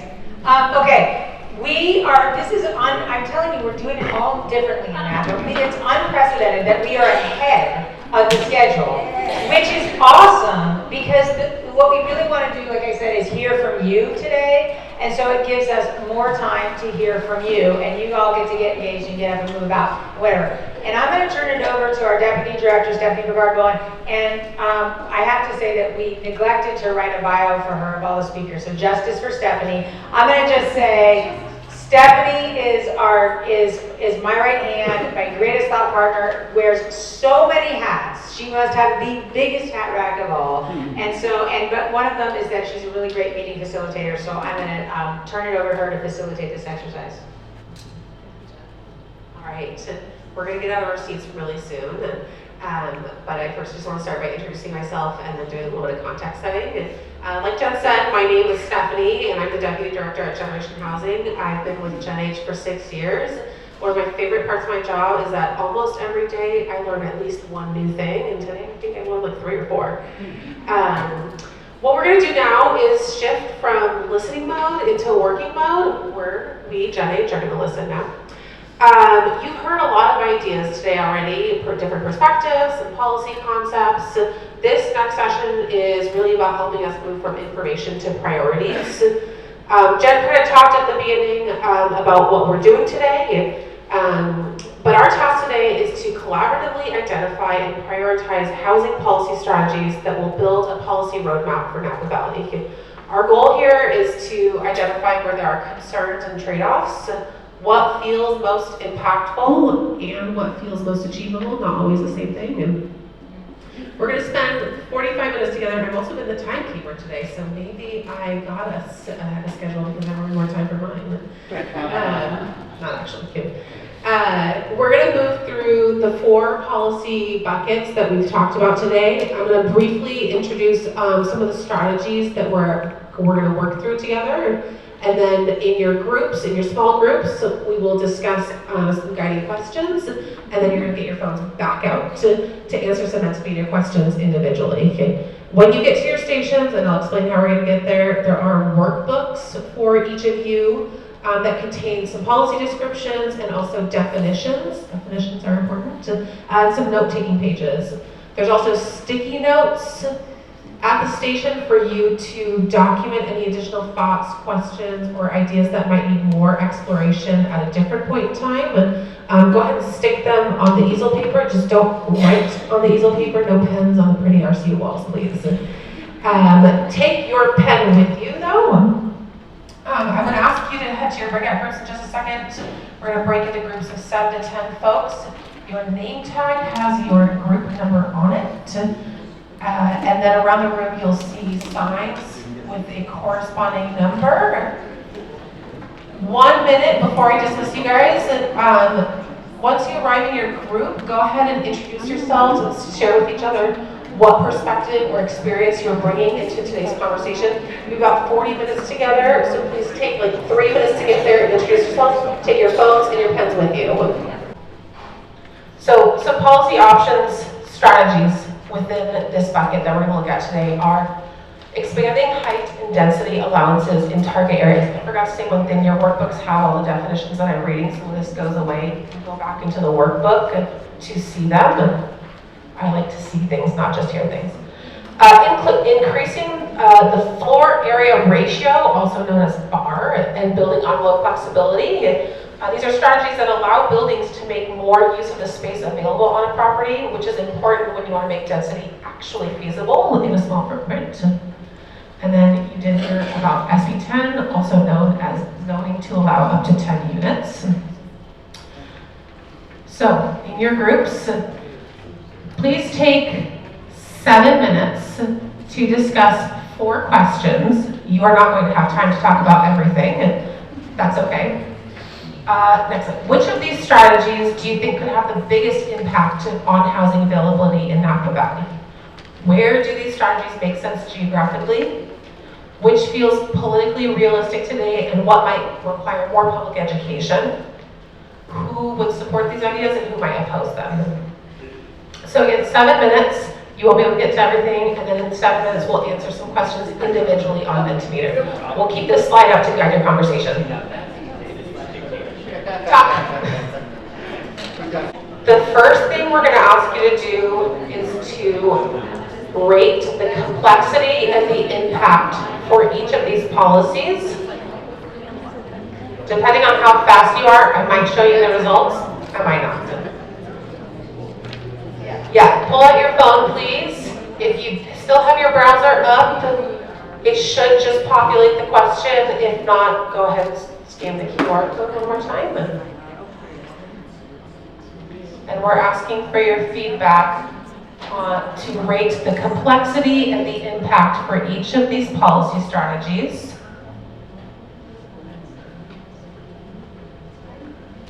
And I see some responses coming in, thank you.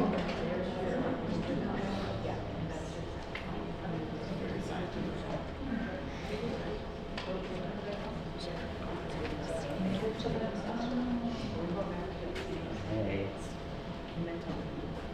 18 people responded, thank you.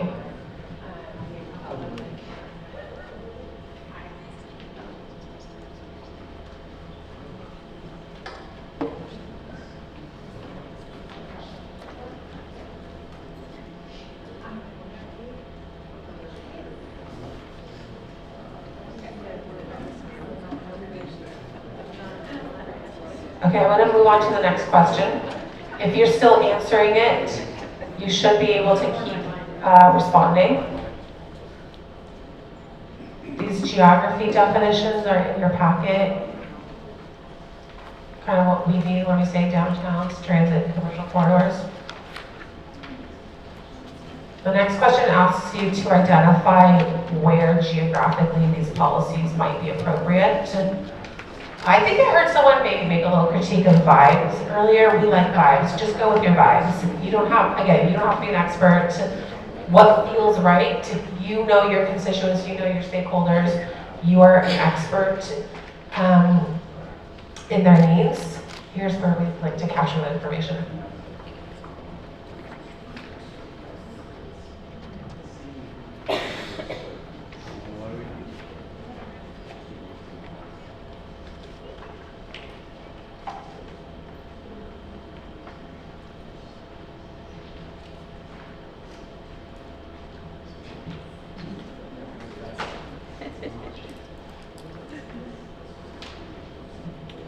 And then you're going to do it for SB 10 implementation. What geographically makes sense? If I'm moving faster than you, your questions should stay up so that you can take the time that you need to do it.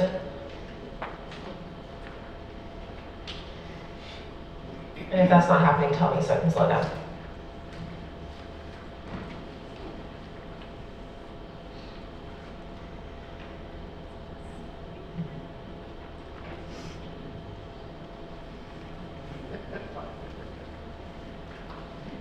And then same thing on floor area ratio. We're building on flexibility. What makes sense?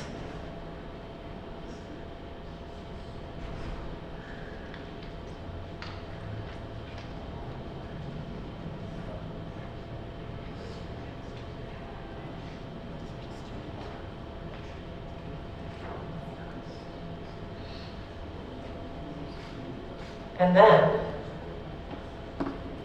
for the bucket in general, who are potential allies in these policy strategies and who might be opposed? And so for your response, and we will not be posting them. Be honest. So you can name names. You can.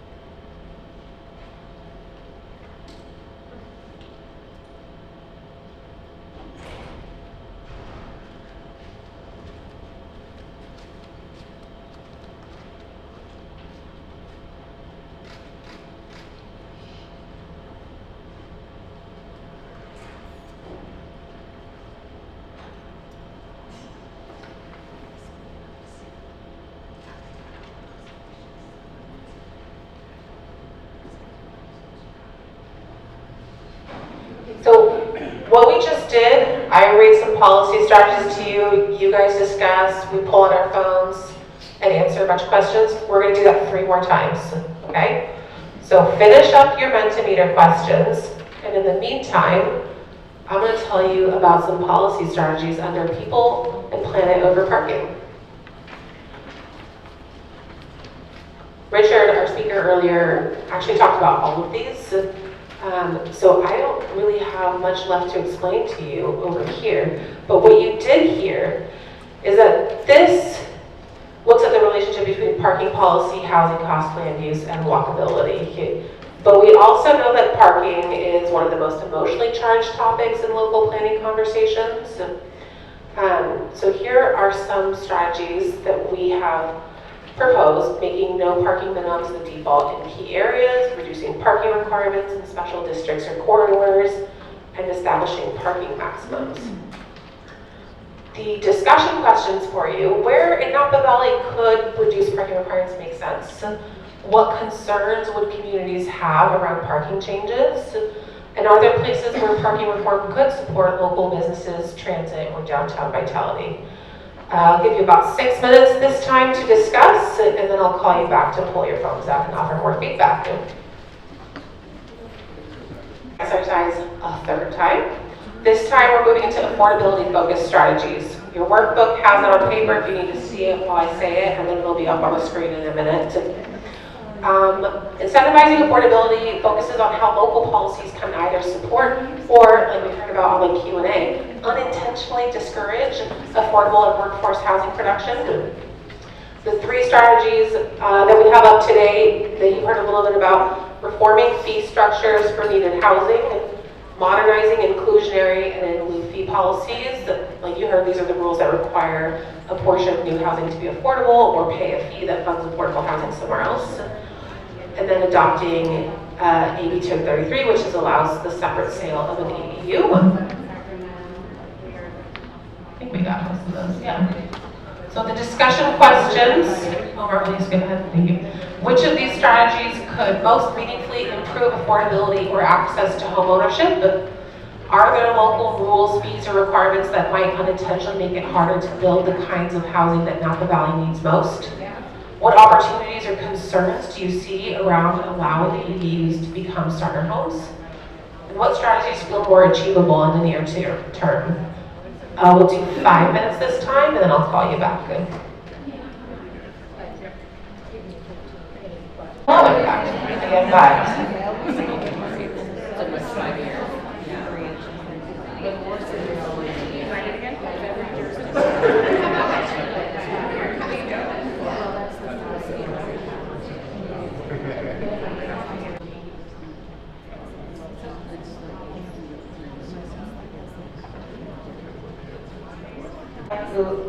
Who's maybe opposed?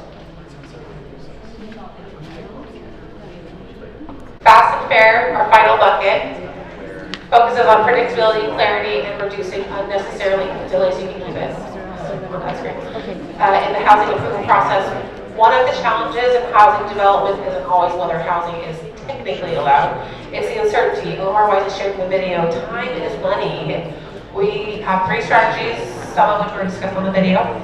Establishing pre-approved housing designs. This is a library of pre-approved home designs, usually the missing middle housing types, something between a single-family home and a large apartment building, so that projects can move through approvals faster and with lower design costs.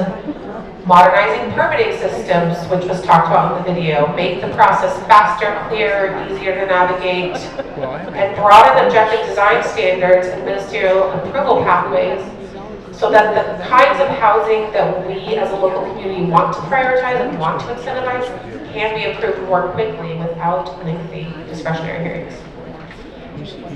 These strategies are focused on creating systems that are both faster and more predictable. So in your groups, we got 4 questions for you, but maybe only answer 1 or 2 because you need to do this one fast and fair. Which of these process improvements could make the biggest difference locally? Where are current approval systems creating unnecessary delay or uncertainty, and how do we balance predictability and efficiency while maintaining community trust? Which of these strategies feels easiest to implement? I'm only going to give you 3 minutes for this one, I'm so sorry. Use those Post-it notes. You can keep your workbooks. There you are, so far can't. What would be more or less complex?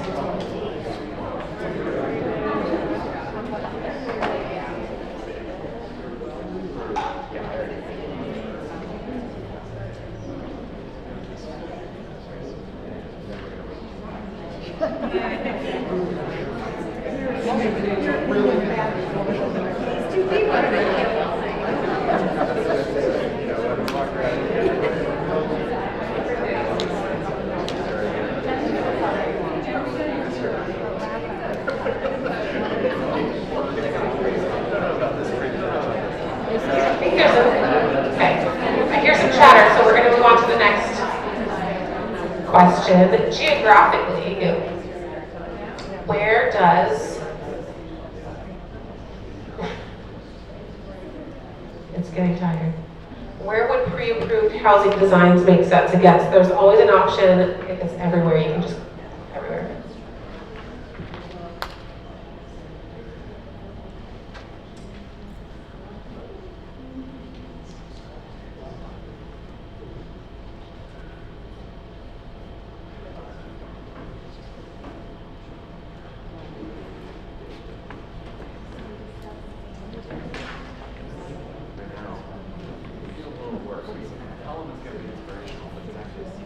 where would modernized permitting processes make sense? That's why we don't allow mine.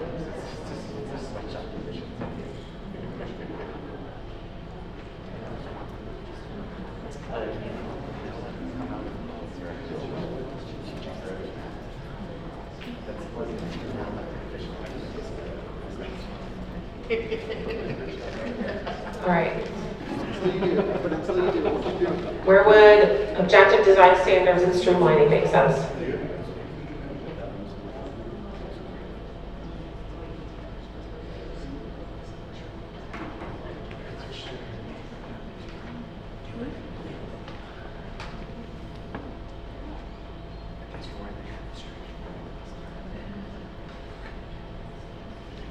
Okay. Allies or opposition?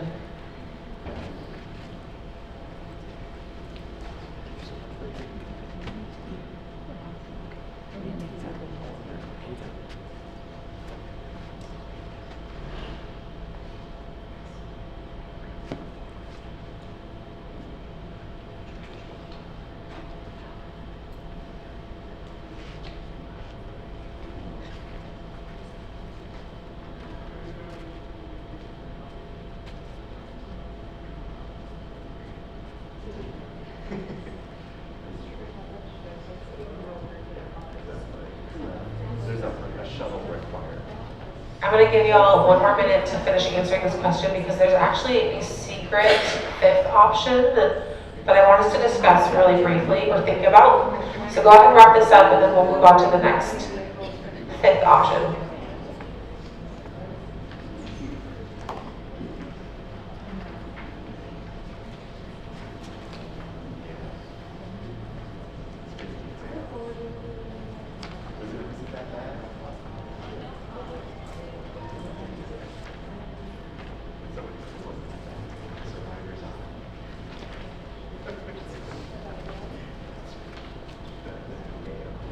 I see most folks looking up from their phones.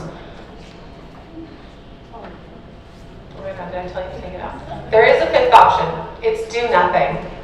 We could actually just choose to continue the status quo and maintain the status quo. And before we end this exercise, I just want all of you to think about for a minute and then use those post-it notes that I've been harassing you to use this whole time and to think about what does Napa look like in 10 years if we take option 5, do nothing, and what does Napa look like? Think for 60 seconds, write it on your sticky note, put it on your station, and then I will give you one last question for your phone. We're going back and forth. Mixed media. You can talk about it too with each other if you want. What does Napa look like in 10 years if we choose to do nothing?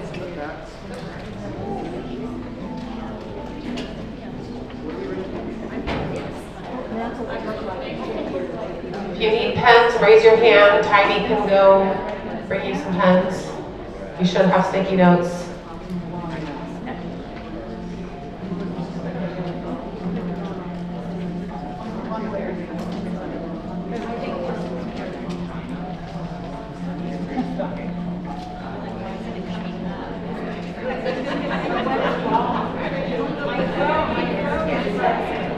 Your last question. This was a really valuable session for us. What you shared today will directly inform the next phase of our work as we shape a housing policy roadmap for Napa Valley.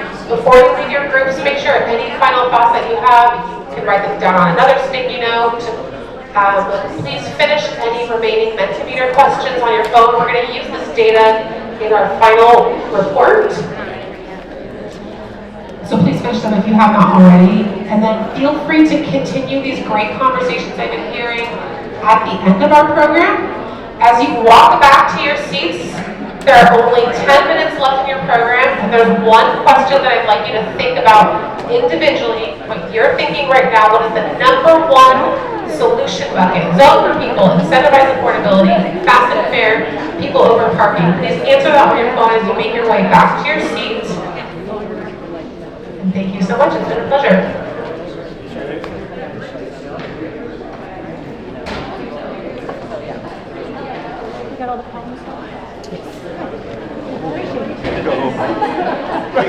Take the rest of the day.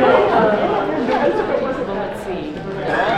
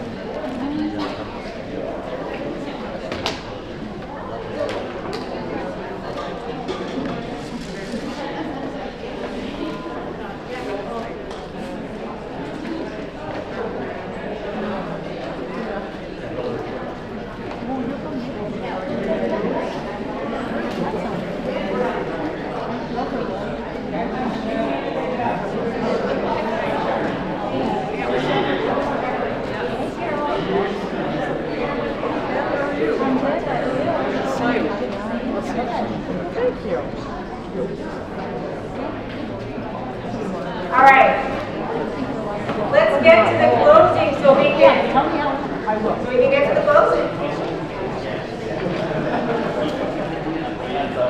Hopefully everybody has answered this last question. I want to thank everybody for your attention and for your participation, for being here, for sticking with us and going through this process. Let me see. Leave your paddles down, and well, maybe leave your paddles down. Tell me this: of everybody who wrote or talked about that vision of in 10 years, in case we do nothing, what does it look like? Is that a vision that anybody is excited about? No. So, every time I've come to Napa in the past few years, as we've been introducing ourselves and working with the county on reports and stuff, I always leave here absolutely energized. And I think like this is a community that could really get something done. And I think that's really true. And this is a community that can really get things done, for sure. And I'm excited for us to work more with you. In the next month, we're going to come up with a policy roadmap based on information from this and based on research. And we're going to put that together and push it back out to you. And I will tell you that it will remain a file, a report, a plan that does absolutely nothing unless you all stay engaged. Like we cannot, we have a small staff overall, we've got a smaller staff in Napa, but even if we had a bigger staff, it would not matter. We have to have community leaders and community members like you who are showing up to city council members meetings, showing up to sign petitions, showing up to become members.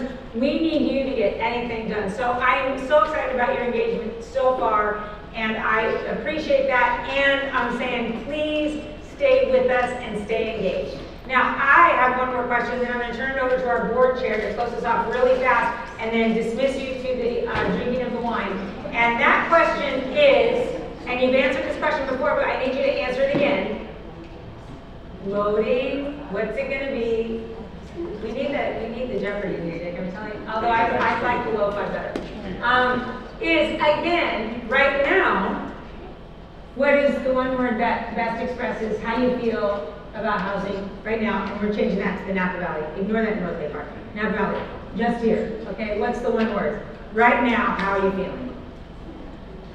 Same, different word, same. Oh, responses. Oh, we don't know. It's in. You can. Oh, yeah. It's. Whoop.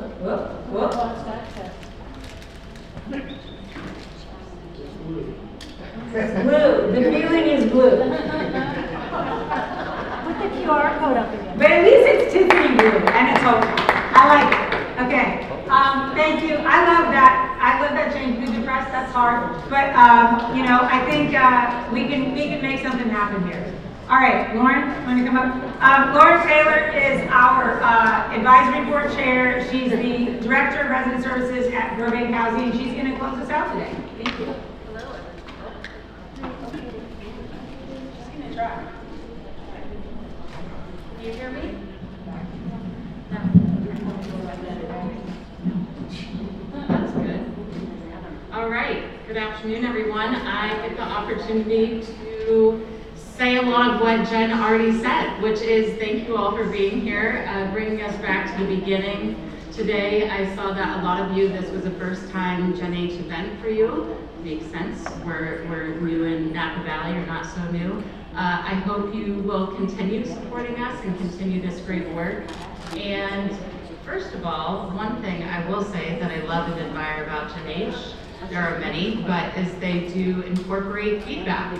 And you have the opportunity one more time to scan this QR code, and this will take you to an event feedback. So to share how things went today, was it the best event of your life, how much you learned, new connections you made, and we will incorporate that. And that's awesome, because a lot of people ask for feedback and then don't really do anything with that.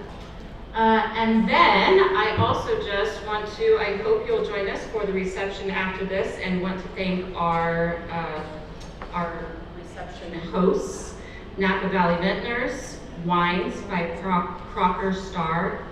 I'm gonna probably butcher this next name, Dariush Wines. Okay, thank you. RD Winery and Lewis Cellars, thank you for hosting our reception today.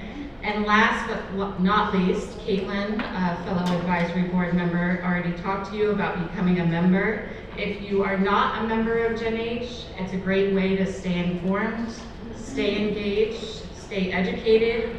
You can become a member for $5 a year is the minimum, not a month, a year. But if you want one of these very comfortable, fancy shirts, then you have to give, yes, modeled on a few of us, then that is $5 a month. Thank you for being here. If you want to become a member, there is all the information to do that on this form here, and also on the website. And I think that's all. Cue the music, drink the wine, have some conversation. Thanks, everyone.